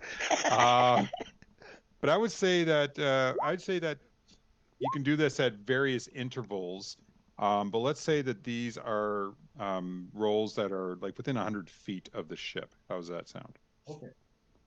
Um, so perception from Hiram, Visura 10 and 12. Um, Well, I would argue that Visura and Trogdor and Garnet wouldn't know what to look for. that's true. They're seafaring, or they would, or I would be at advantage, and they would be regular or disadvantage. I mean, it is your ship, so yeah, you would know more if there was going to be something subtle that they were going to set off, as far Right. as a warning goes, something that you would know about. Um, so I'll give you a second roll on your perception from that 10. Visura, I mean, aside from the ship being there and it doesn't appear to be damaged from this distance, everything appears to be fine with the ship. You just don't see anybody on board. And Hiram, you take a look to the ship. Um, you don't see any indicators that would suggest that there was a warning raised or a signal raised of any sort. Okay. Well, So that's a when good we're sign. 100 feet away, we'd certainly be able to see if there's people working on the deck, if there's someone in the crow's nest. Yeah, and with Visura's perception 12, I mean, aside from the ship being there, she doesn't see anybody on deck. Trogdor's gonna take a glance too. Yeah, go ahead. At 21. Again, you don't see anybody on deck. You don't see anybody at the till. You see that the ship is still anchored. It's still where where you had left it. Um, although you do notice an object that's appears to be slightly draped over the side of the ship. Is it too far to tell what it looks like? Yeah, you're at about 100 feet or so. You'll probably have to get closer. It's darker. It's and it's just barely over the edge. So depending on your angle, depending on where the sun is, because the sun is kind of passing in between clouds, that when the sun comes out, it casts a little bit of a shadow and then it goes away again. So it's only because of the 21 perception that you're able to spy it. It just so happened that the sun came out from behind the shadows that you notice that small little that little imperfection, as it were. Okay, I'll relay that to Hiram. Okay, so then I'll look at it. Mm-hmm. Uh, I mean, as you're getting closer, you start, and with Trogdor pointing it out, um, you notice that there is a bit of movement on the object, and there isn't a whole lot of wind right now. As you get closer, you start to notice that this appears to be maybe the edge of a cloak or the arm of a coat or of some sort. Doesn't appear to be an individual of anything. It looks like it's a piece of cloth. And just as wind kind of kicks up, you notice it kind of flutter, move a little bit. I will hire him. Shouldn't there be people working on deck and someone waving at us? it should be, yeah. I'd say you're within about 20 or 30 feet. Oh, at 30 feet, I'm going to be doing the detect evil and good. Oh, and at Okay. 30 feet, there's no way you'll be able to see if there's people on the deck too. Oh, yeah. Well, as I'll you get climb up closer, Sorry, say again? I'll climb up the side of the boat. No, you're not going anywhere. Why not? If you start to climb, I'm pulling you down because just like a little bit of carefulness goes a long way. We're still 30 feet away. My detect evil it'll be kicking in, so I'll be able to detect. Ooh, nat 20. Duh. With your detect evil, you kind of are waiting to see, as you inch closer and as you get closer to the ship, nothing seems to be triggering off for you. Okay, let's say there was zombies on board. Would that, do it for the spell meta knowledge? In the daytime, they're supposed to go anyways. Well, as the spell says, anything within any aberration, celestial, elemental, fiend, or fey, or undead within 30 feet of you will ping off. It Okay. can penetrate most barriers, but is blocked by a foot of stone, an inch of common metal, a thin sheet of lead, or 3 feet of wood or dirt. And there's no pings, huh? Nope. Your perception, Hiram, as you've gotten closer to the ship, But that would just be pinging the beginning of the ship, wouldn't it? well, it would be pinging within 30 feet spherical around him.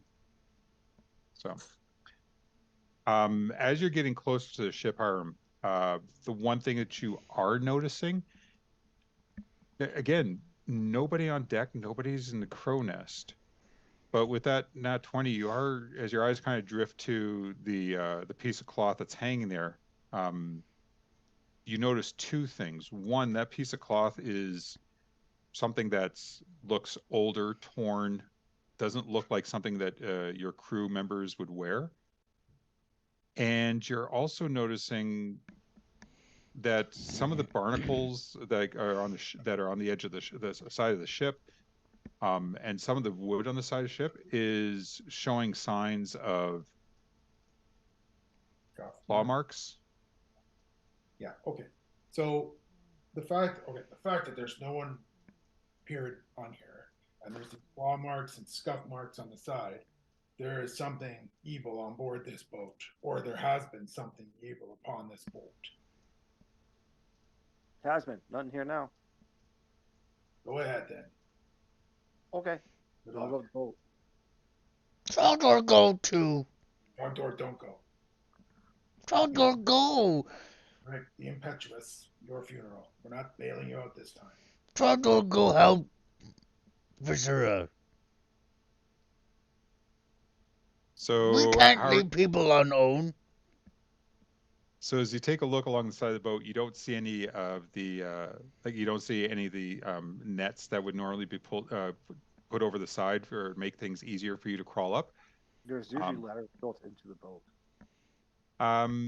Oh yeah, that's right. I'm sorry. I'm thinking modern day metal ships. Yeah, the wooden ships would have like those little foot things that would holds out the outside. Yeah. So you're able to swing the jolly boat around. I've warned these people, I've warned everybody at the beginning of this entire campaign. I don't know why I picked this campaign because I am not nautical in the least. I rely on Garnet, our former Navy member, to actually correct me on a lot of the nautical theme on this. But yeah, so you're able to swing the Jolly Boat around to that, and you're able to find your way, climb your way up to the side of the boat. And what do we see?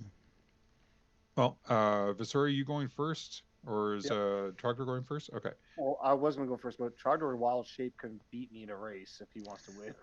Like- If I don't want to do that just yet. Yep. As the two of you, I'll just say, as the two of you make your way to the top of the sides of the ship, you kind of take a peek over the side through the rails. The first thing that strikes you is the deck is entirely empty. There is no individuals. There doesn't appear to be any bodies. There's nobody working. Completely desolate. You see normal things that would be there anyway, like barrels, rope. The next thing that strikes you is that piece of cloth looks like it was caught on the side, like a nail or side of the rails. And it is an older piece of cloth. It looks like it's been waterlogged for some time. On deck, there is obvious signs of struggles or some sort of battle. You see dark marks that have soaked into the wood that you can only assume is blood at this point. You see a barrel has been knocked over and is slowly, as the tide goes, it just kind of slowly rolls one way, hits a coil of rope. As the boat heaves the other way, it rolls back and bumps into another barrel.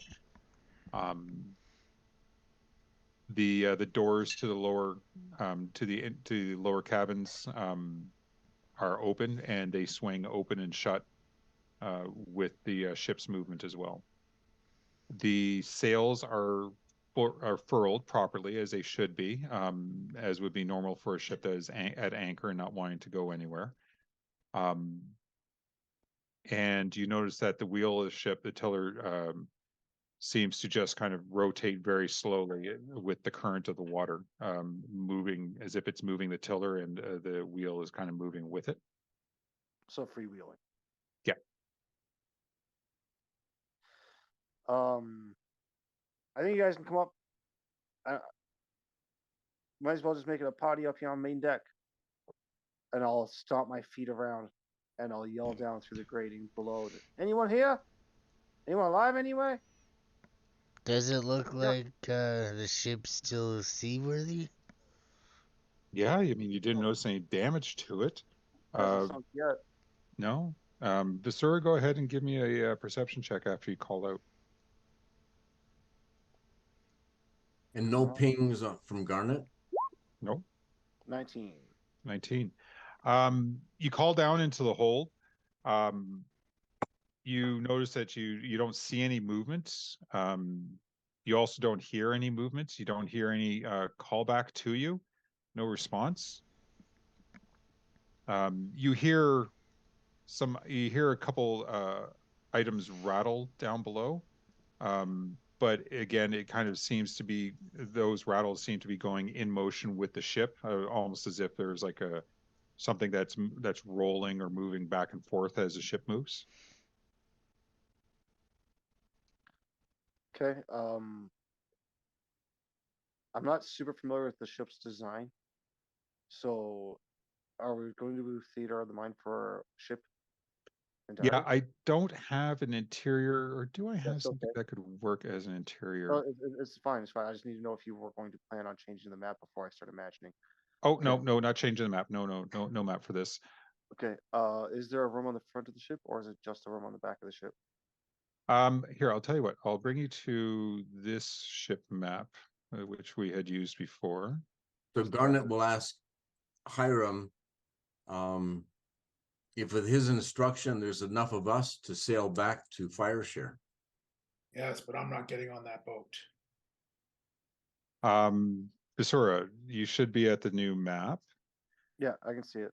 Okay, so Under the aft deck, there would be a cabin, and there'd also be a doorway leading downstairs through here. On the front deck, there would be a doorway leading into underneath this deck here. There would be a couple cabins and stairs leading down. You've got the grate that leads down that's open down 2 levels for cargo. Yeah. And under the aft deck is where the captain's cabin would be, and stairs leading down into the 2nd level as well. Perfect. Okay. I'll start clearing the boat room by room. We'll start with the captain's room first. Okay. You go into the captain's room. You can see that this door has actually been broken down. Nice. You can see that at one point it was latched or locked, and that section has been broken in. The door is half off of its top hinge. The interior has been tossed, ransacked. You do. Wet or just ransacked and looted? It's hard to tell because you've never been in. Well, you had been in the captain's cabin before for dinner, but you weren't there long enough or didn't do an investigation to know what objects were in there. You're missing what I'm asking you. Oh, sorry. I'm imagining that the creatures that attacked came up from the water. Mm-hmm. So if they broke into the captain's room, they would waterlog things when they attacked it. So it'd be water damage. Sorry, I missed that part of the question. My apologies. It's okay, no problem. Yeah. You do see that there are portions of the linen from the bed that appear to be wet. And some of it is wet, dark, and red stained. So there's obvious signs of battle in here. You see that there are blood splatters elsewhere. So it's kind of a combination of wet, dry. But nobody in here? Nope, nobody in here. I'll take the stairs down. Okay.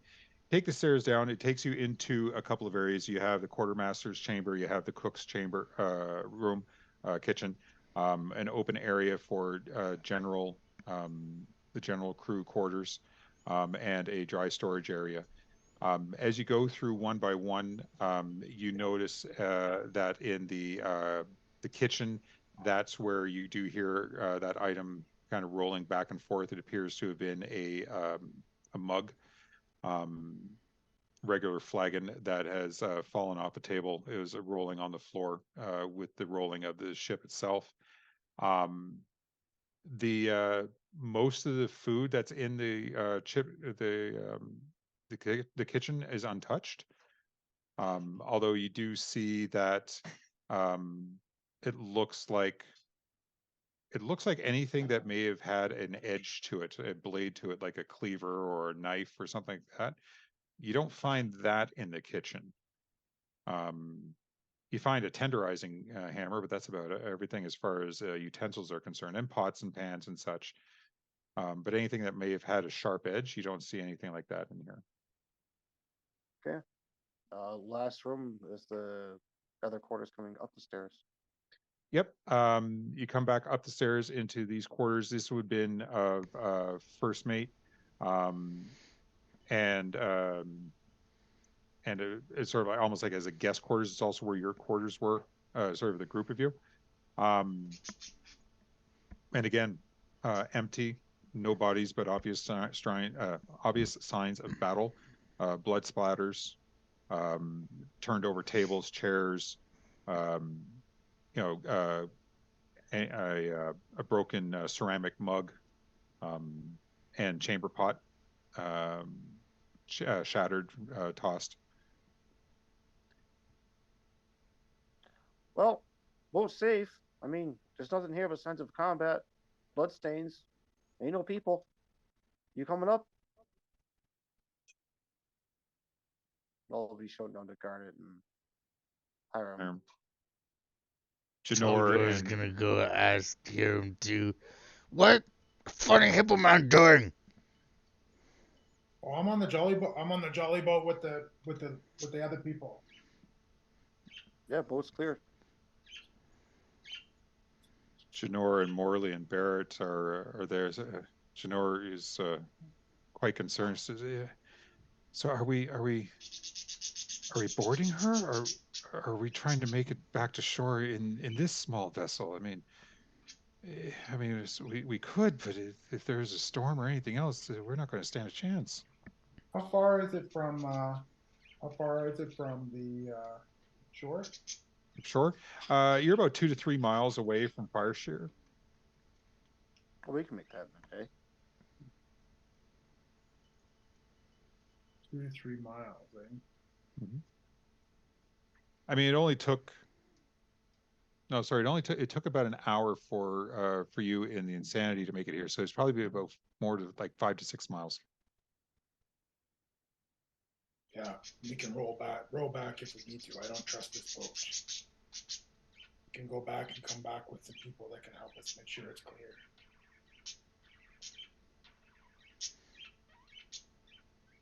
What more do you want? We detected evil. We walked through the whole boat. Like, Yeah, it's seaworthy. I think we're okay to go. like legitimately, what more do you want? I'm sorry about your crew. Thank you.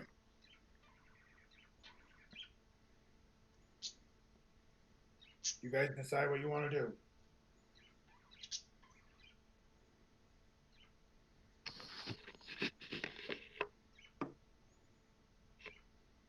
Well, personally, if we can, I'd like to make sure even the very bottom of the ship is clear. But I'd rather take the ship than leave it for Sirgal and his zombies to sail it around. Yeah. Okay. And we'll get to Fireshare much faster and get them to prepare. All right, let's go then.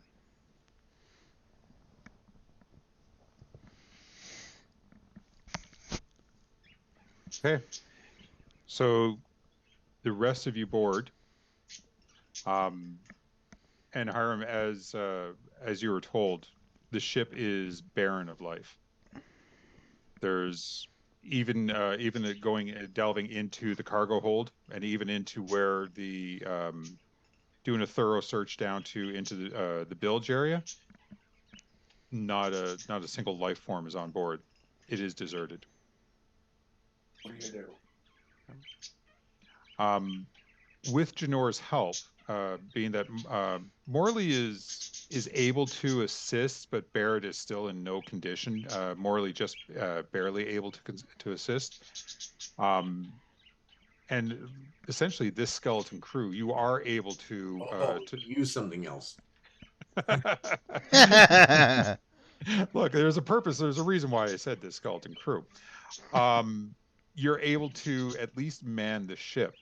Who's going to take up what positions on the ship? We're going to basically need someone to deal with the sails, someone to weigh anchors. Trogdor will get the front sail. Okay. I'm strong enough probably to do the anchor. Okay. Vasira can handle just about anything you throw at her. There's background history as a sailor. Right. So, And I want to make sure when I bring up the anchor, I don't bring up lingerers. Right. Hangers on, as it were. Again, pun intended. Okay. Let's see. Everybody everybody give me a strength check, because basically everybody except for Hiram, because between Visura, Trogdor, and Garnet, you're all basically doing strength-based items. can I do dexterity instead of strength as a monk? I'm sorry, can you do the what as a monk? Dexterity instead of strength as a monk. Yeah. I don't think it's based off dexterity, so. Yeah. You know what? I'll allow that. Woo! 20. There we go. Garnet 12, Trogdor 8. Perfect.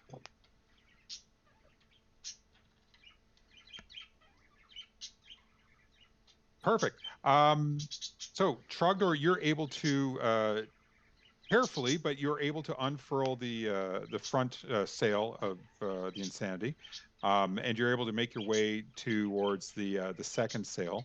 Visura and Garnet, you're able to both working together easily haul anchor up. Trogdor, you are going to need to climb to unfurl the main sail. You are going to need to climb up to at least get on and start detaching. So what I'd like is either a athletics or an acrobatics check from you, please. Okay. Let's see. And Vasura, if you would like to maybe work on the last sail, the aft sail, either an athletics or acrobatics from you as well to climb to unfurl it. 16.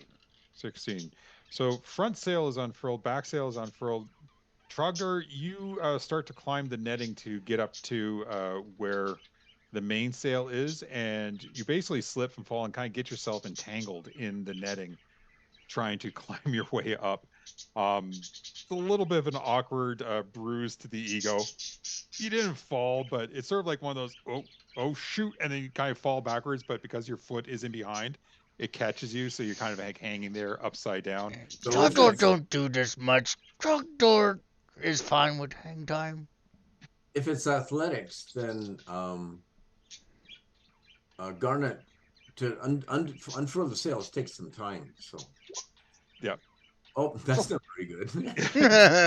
Can't even get up the ladder. Garnet, you get up to about where Trogdor is, and you almost do the same thing, but you fall forward so that, like, basically both your hands and your feet are through the netting, and you're hanging there trying to get a hold. Again, you don't fall, but it's a bit of an awkward situation to free yourself. So, do we get the mainsail down? I'm going to say that the ship has drifted a little bit, and it takes you much longer to unfurl the mainsail. But eventually, between the two of you, it is, what's the best way to describe it? It's basically, it looks like two elephants trying to tightrope walk. It's awkward. It's awkward to look at. It's awkward to do. But eventually, you are able to unfurl the sails, but not so much to the point where they're catching the full amount of wind. So you're moving forward. You're not moving forward at the full pace that you should be. What about the aft sails? Is that the aft, right? Those two are actually fine. The aft and the forward sails. Yeah, aft and Bow. stern sails. Yeah, aft and bow. Mainsail, Mainsail. Yeah. Uh, mainsail, and uh, yeah, often the mizzen mast, and uh, you can the do one see the aftermast too. So the one at the front and the one at the back are fine, but the yeah, one in the middle is not so good. perfect. So where normally it would take you only a couple hours to get it back to fire shear, it's actually going to take you twice as long, just because you're not able to you don't have the full crew contingent to properly lash down those sails and get them set. But you are able to make it back. It's going to be like I said, it's going to be about a 4-hour journey. If there's anything that anyone wants to do during that journey, if you have any plans or We're not desires. gonna be able to get a rest because we have to man the boat, right? That's right. Yep. Yep. Because you're the only one that's Sorry, I'm on not the here. GM. No, but it's fair enough to say, even as a player, yeah, we could rest, but that means the ship's going to go unattended, and who knows what's that's going to happen. So, but yeah, you're not going to be able to get a short or long rest at this point. So obviously, definitely not a long rest, because it's too soon after having taken your rest in the basement. So It's not anything that anyone, sorry, say again? not siesta time yet. No, not siesta time yet.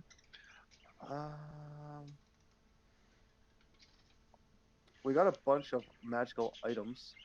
Could we have our compatriots identify things that we don't know while we're sailing? Yeah, absolutely. Um, Let me take a And quick look here. Trogdor, since he's on cell duty, he's making sure on the lookout for anything. All right.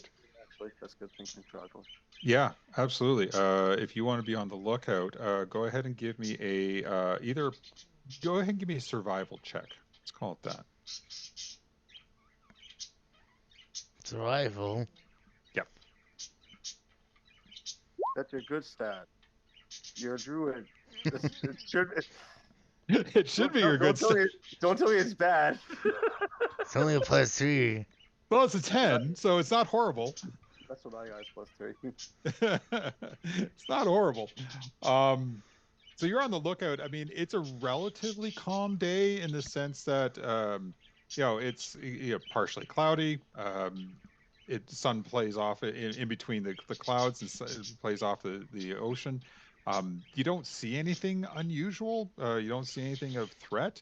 You do notice that you are making time towards the shore, and Firewatch Isle is falling behind you. So, I mean, that's good. You're heading in the right direction at least.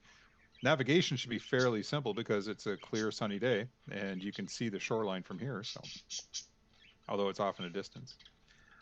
Let's see here. We'll also be checking the skies. Yeah. Yep, that's with Trogdor on the lookout. Yep, be keeping that up as well. Janor is able to identify a couple of items for you. I mean, you know about the bag of holding, you know about the continual flame, and the water breathing. She's not too sure about the ring, because that was one of Aaron's personal items. But she did see him use that rod every now and then. It's actually an immovable rod. Ooh. An immovable rod. Have you never played with one before? Hmm. Oh, well, if nobody else wants to take it, I'll gladly take the immovable rod. No, I'd want to see what it is first. An immovable rod is about 2 feet long and about 1 inch round, and it's just a rod. It just looks like a stick, but it has a button on one end of it. And when you press that button, that rod does not move anymore. Period. No magical forces can move it. Blah blah blah blah blah blah. Thousands of pounds of pressure, and it's the immovable object. And so you can just hang from it too. You can do so much more than that. Imagine that we're sailing, somebody's chasing us. I put the rod out into the air, press the button. They sail into the rod. They take thousands of pounds of pressure on a single point that's not moving. The whole ship will just be destroyed in a second. Cut through the ship. Yep. It's so dumb what you can do with an immovable rod. You're falling off a 1,000-foot cliff. You get about halfway down. You hit the rod, and all of a sudden you're just hanging there midair. Somebody come and save me. I'm not falling anymore. Just clicking yourself down 5 feet at a time. Yeah. Unclick, you fall, click. Yep. It has so many applications, aside from the fact where I could just put the rod in this spot and it's not going to move. It has so many applications. You can put it against the door, and the door will never open. You have to destroy the door piece by piece to get it to open. Sounds fun. It's a very useful item that's only limited by your imagination. You have the immovable object, put it wherever you want. Most people just use it for climbing. I get out of the box as much as I can with such an item. Well, and you're a monk too, so that helps. Oh yeah. Oh my god, I'm a monk.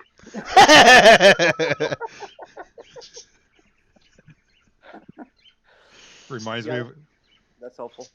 That reaction reminds me of one of my players in my other campaign, my Sunday campaign. It was like they were like level 1, level 2, and they came across this one area, and it was needed for a cleric to deal with the undead, and they were trying everything until all of a sudden the one person says, "Hey, wait, I'm a cleric. I can do this." Sort of like, oh my god, I'm a cleric. I can do this. But for 10, 15 minutes, they're going, what do we do? I have no idea what we do. What does this mean? I don't know what this means. Don't make fun of me. Precisely. Janor is also able to identify for you that little origami. Says, well, I've seen him use this once or twice before. It's a folding boat.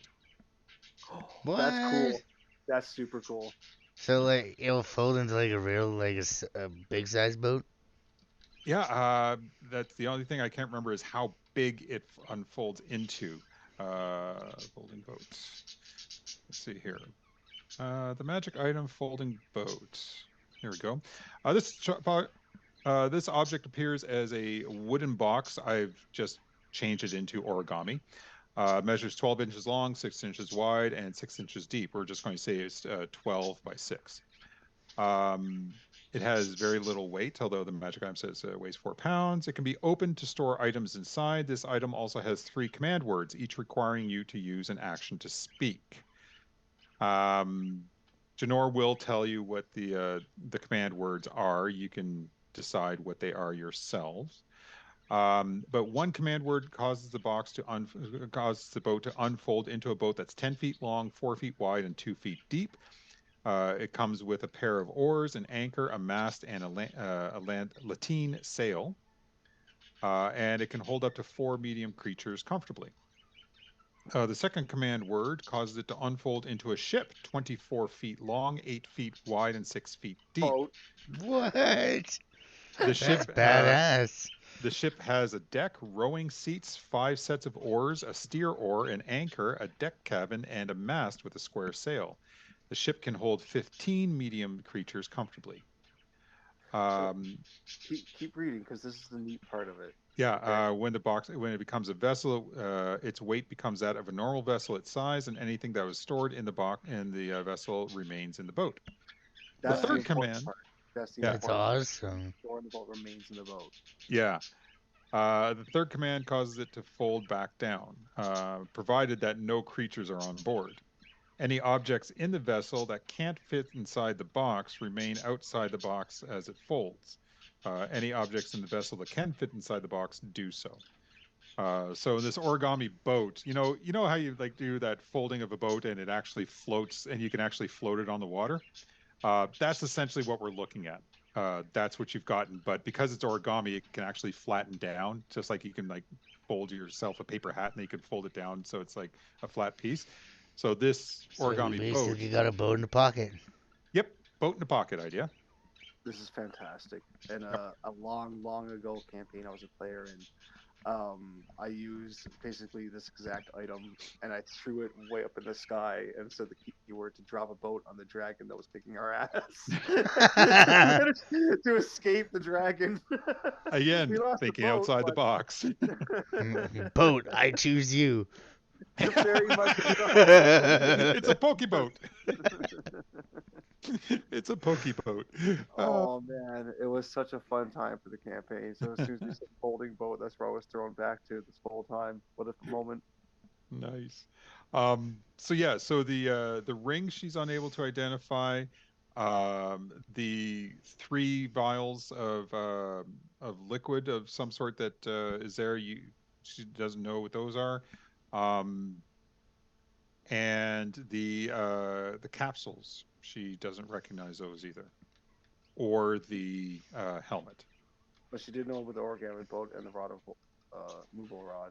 Yeah, because she had seen Aaron use those before for various purposes.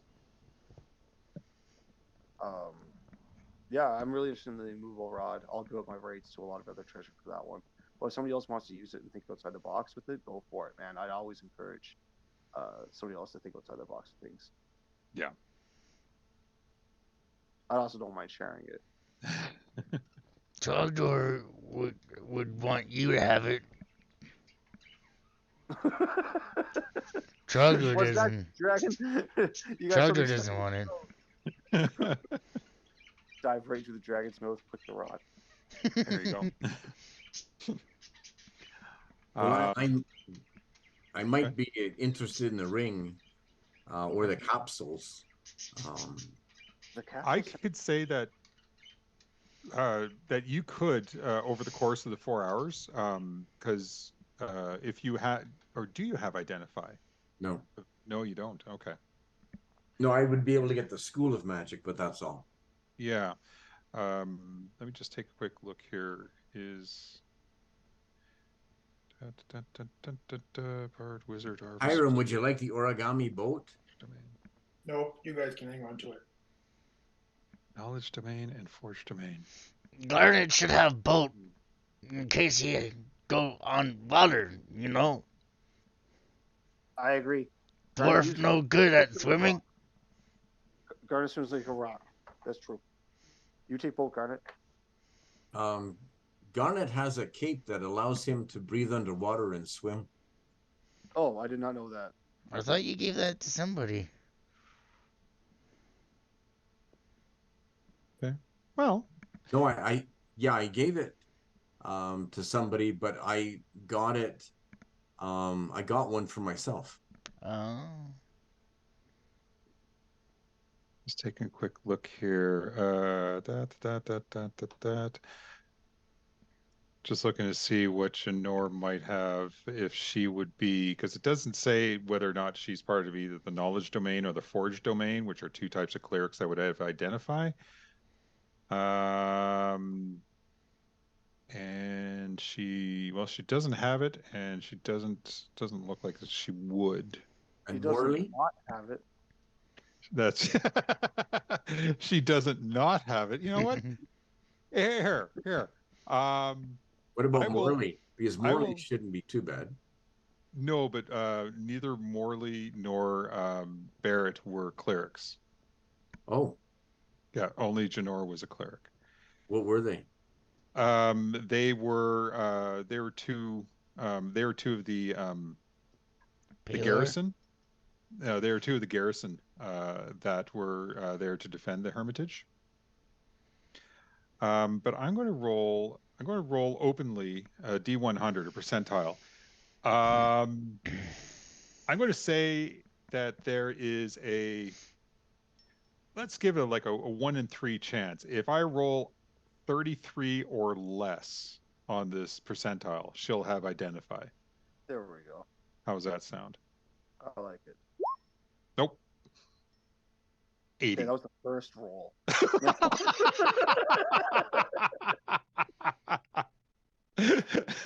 No, look, we're not spamming rolls until we hit the number. Yeah, but the guy for How about we do 1 out of 3? That was the best 1 out of 3. Okay, so that was Trogdor's turn. Now we do Garner's turn.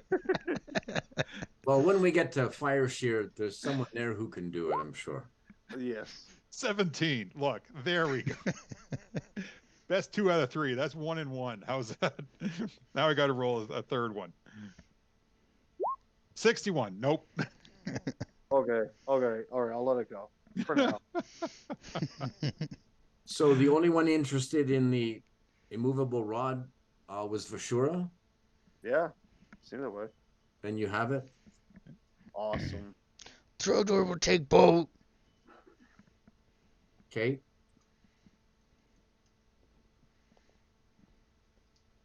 Dude, immovable rod. That's nuts.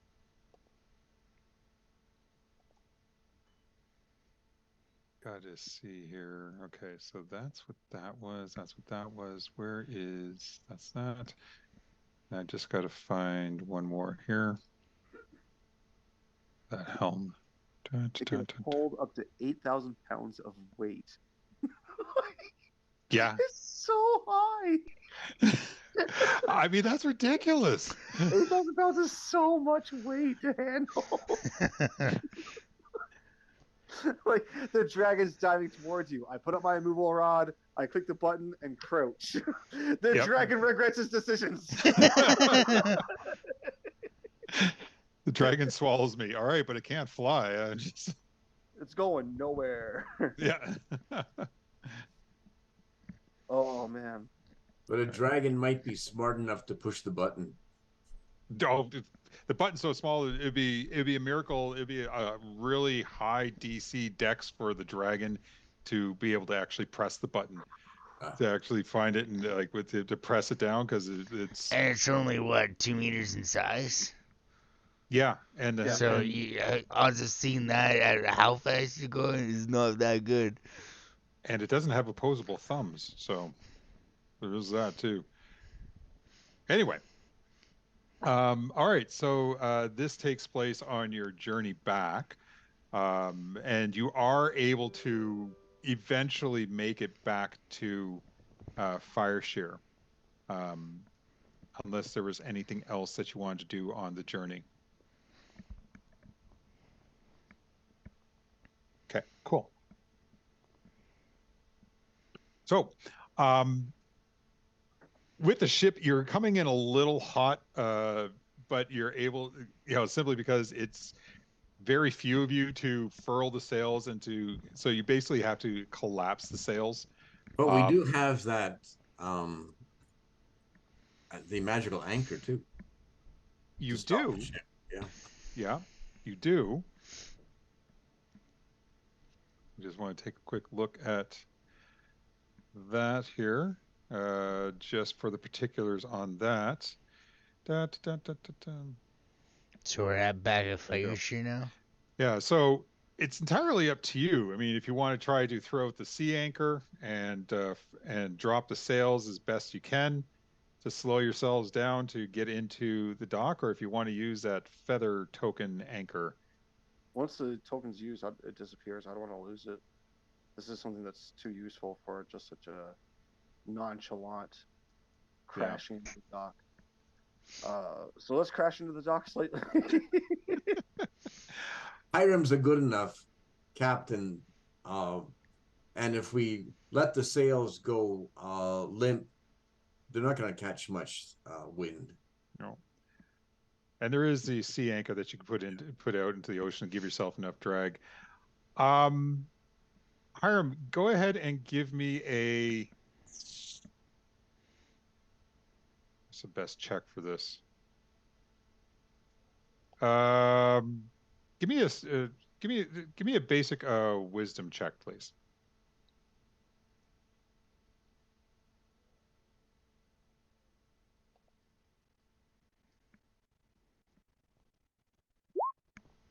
$20. All right. So between dropping the sails or loosening the sails and throwing out the sea anchor, you are able to actually guide the ship somewhat well into the dock. It's not the prettiest of dockings, and there's enough people on the docks, enough shoremen on the docks to realize that something is clearly wrong. That as you come in, the other three of you start throwing lines over the side, and the shoremen catch the lines and start to haul the ship and able to slow it down enough that it probably could be better, and you did a little bit of scraping of the hull against the dock itself, but no real damage to either the dock or the ship itself. That's what fenders are for. Yeah. That's why you hang those big tires over the edge, so you can bang into. Yeah. So in these days, they'd be woven hemp. Yeah. So it's like I said, it's not the prettiest of dockings, but you're able to make it and get yourselves moored up. Um, what is it that you would Yeah, like to do? we're back. The shoreman, um, the harbor master comes to greet you. Takes a look at the ship, takes a look at you, and sees no. That's a fine sight. I don't know how you all made it here with just the seven of you, but well, five of you. Looking at the state of the other two. How did you? Okay, Called I pure, have so many questions. pure moxie. That's what it is. Pure moxie. Ever hear of that? Grit. Yeah, Tough yeah, stuff. We got it. Remember, clearly, raging insanity. We've got some tough sailors on top. obviously, and fewer than what did you have an argument? Because I seem to recall you had a full contingent of crew as you left. They just Crew play up hero. and left. Not know why. We have no crew now. What was that you were saying, Visera? I can't remember. Don't worry about it, guy. Okay, And they're all fair enough. speaking in common, right? Yeah, they're pretty much all speaking in common. Oh, now you're really fucked. Um, Oh yeah, and dwarf don't know how to speak English no more. well, that's fine. I mean, there's I'm sure someone around here would be able to speak to him. I mean, most of what the population here are dwarves anyway, so can't have much of a mind without having some dwarves around, eh? Um, all right. Well, is there something that I mean? Do you need provisions? Are you? I mean, I don't see any damage. What? Good cleaning. You got a good cleaning crew? We'll use a good cleaning. Just top up on provisions. We'll pay you out. Don't worry, we got money. I gotta go in town and sell some things.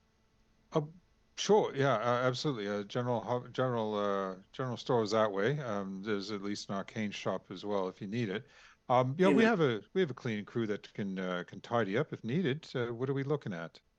Whole deck needs to be scrubbed down real good. I'm gonna nudge Hiram and say, aren't we going to warn the council and your friend? Yes. Probably a good idea. Let's go do that. Leave Viscera to her things. So as the harbor master is there, and he makes motion to a couple of individuals. You see that they kind of pick up. It's almost like it's a cleaning crew that's almost on standby. They're there, but you see that you have the cleaning materials. They start to head on board, and they stop at the top and they go, "Oh my gods, what happened? There's blood everywhere. What is?" I mean, the ship is painted red on the sides and in the. Oh You God! know your party's like the rage and insanity. Now get to work. This, this, Ship had a couple mishaps on it. Shit went down, if you were to say. a lot of things went down. Oh, very well. Peter, you get started here. I'll go to the lower decks. The compatriots that we came with, what do they want to do? Janor is helping Barrett and Janor and Morley are helping Barrett off the ship. Janor mentions that there is a temple here to Proken, that she's able to at least get some further healing, some better healing for the three of them. And that's where she intends to head off to with um, Barrett and Morley. Okay. All right. Yep. And I'll ask someone to translate and see if there's someone there who could identify the other magic items we have. There you go. Yeah. Janor says, "Well, I'm sure that the arcane shop that someone is definitely there. They usually have someone on staff to make sure that items when they are sold as is and not something untoward, especially with curses. So the arcane shop is probably most likely your best bet." Great, and she'll point it out. Yeah, absolutely. She'll give you directions. It's not too far from the general store itself, actually, just around the corner. And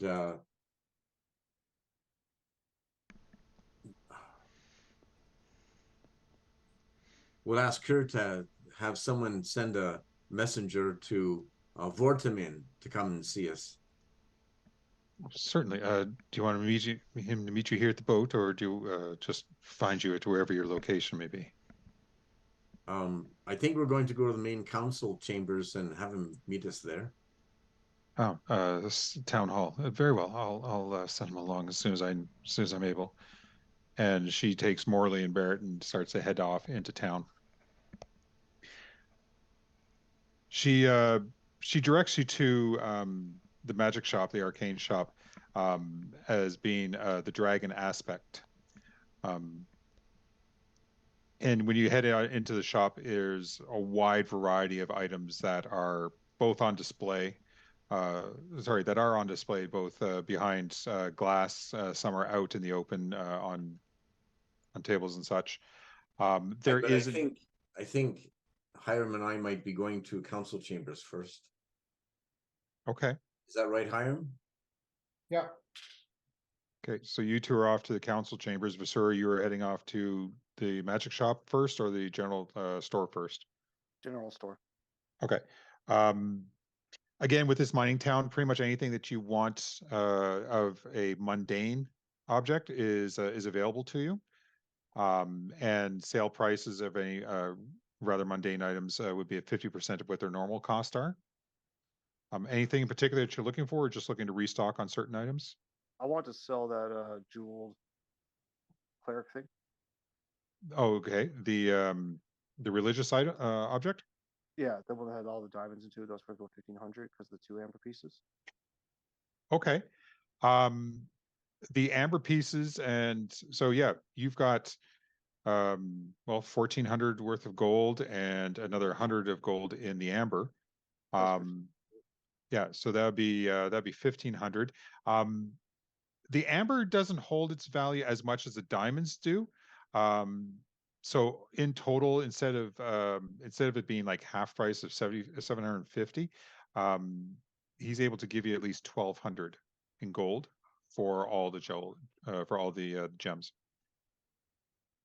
Okay, hold on just a second here. So that'd be 1,200. All right. I'll take it. I also had the ivory keys and the golden clock hands. Sorry, ivory keys? Yeah. Okay, let me just find that. They're picked up on the island as well, correct? Yes. Okay. Let me just find those here. So normally when I give you those items, I also give you a value to it, and if I didn't, I apologize. Oh, maybe you didn't. I didn't write it down. I don't know. I don't have a value here. Okay. Um, the ivory keys, they would. Oh, yeah, because they're the ivory keys off of the Smash Piano, I think. Yeah. Yep. Those would be a silver a piece. So Oh, okay. however, They're not many. Okay, yeah. what were the golden clock hands? The golden clock hands, I mean, as a trinket, as a curiosity item, it has a little bit more than just the melted down value. So you're looking at melted down value is about 10 gold. As a trinket, you're looking at about maybe 13 gold. All right, I'll still offer 13 gold. Okay. And then I'll head over to the magic store. Just get this helmet checked out. Sure. We'll swing over to Garnet and Hiram in just a moment. Sure. There will be a cost of 20 gold per identification That's fine. of the items. 20 gold. Okay. So the helmet, you're actually told that this is actually a helm of underwater action. Helm of underwater action. What? Sounds interesting. What does it do? And breathe underwater. The visual part was only the helmet is drunk in apartments. Huh. Yeah.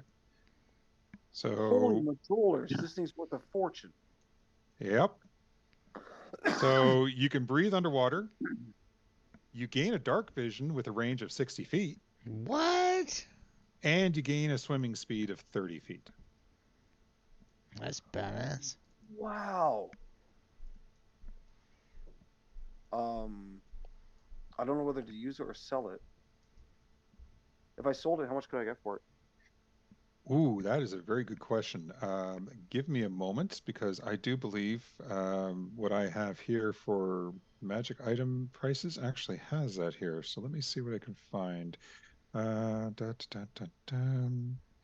Magical item prices. Here we go. Takes me moments in PDF form. I'll have That's to okay. search for it. I mean, first off, it's got the added benefit if you don't have dark vision, this gives you dark vision. You don't have to be underwater to have that dark vision active. Just Yeah, means you but have to be wearing the helmet and attuned to it. I just want to know how much this is worth. Yeah, sure. Um, my computer is slow in loading the PDF. All right, let me see what I can find here. Find. No, search, come on. Search. Oh, in the meantime, while I'm searching for that, come on. Oh, you know what? I really need to upgrade my computer because this is just taking forever and a day. Come on. While I wait for that, Hiram and Garnet, you were heading off to the town council. And Trogdor. And and you were going to follow with them? Yeah. Okay. Fair enough. What is it that you would like to do as you're heading off to town council? So you're, oh, here we go, finally. Helm. Sorry.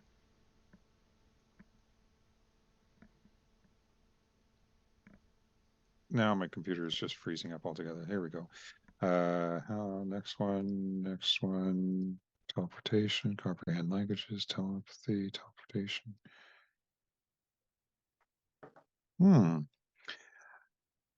Not finding a helm of underwater, so that's weird.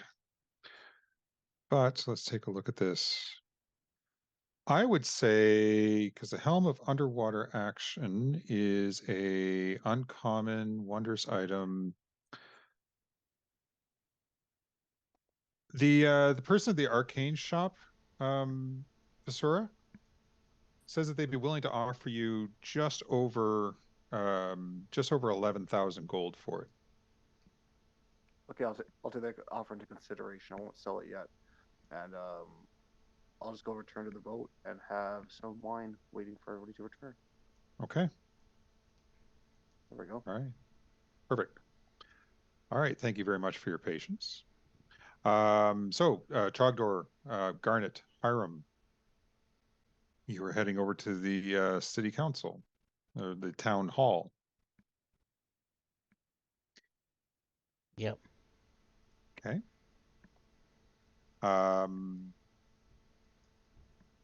Now, Hiram, your friend over at the that was here in Fireshare, they were part of the mining community, correct?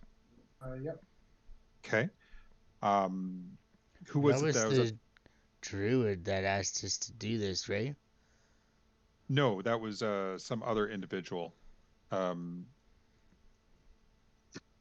Sorry. My brain is being to shut down, is distracting me at the moment, so I apologize. Your individual friend, I'm trying to find the name of them. Sorry, guys, I apologize. I'm going to have to end it here for this evening.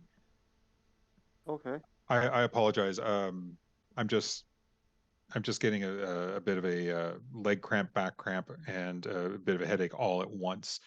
So physically, my body is very distracting to me at the moment, and I'm a little Hoarfrost Bronze Forged, HB. Hoarfrost Bronze Forged. And Okay, he's called HB. HB. All right, that was Hiram's friend in the mines, where he's hiding his two friends and Wu and Lee. Well, I Right. hope your foot gets better. Yeah, Yeah. it's like I said, it's leg cramps, back cramps. It's just everything is saying, "Hey, look, you were supposed to be really relaxing today because it's not a work day." And I'm sitting in a very uncomfortable chair, and I was sitting in it for too long today. I should have avoided it all day because I knew I had a 4-hour session today. So, guys, I really apologize for cutting it short this evening.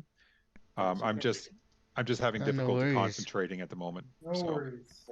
Before we end the session, when mhm. you guys get back to the boat, there'll be a bag of 240 gold each for your characters. So you Nice. guys can add to that to your character sheets. 240 gold each. From the item that you were Yeah. selling? Yeah. Yeah. What I sold off. I always split my loot. There we go. So you'll have a nice little nest egg, as it were. Thanks for watching. If you liked the video, please like the video, comment, subscribe. It really helps the YouTube algorithm. Thanks for making it this far. Peace out, everyone.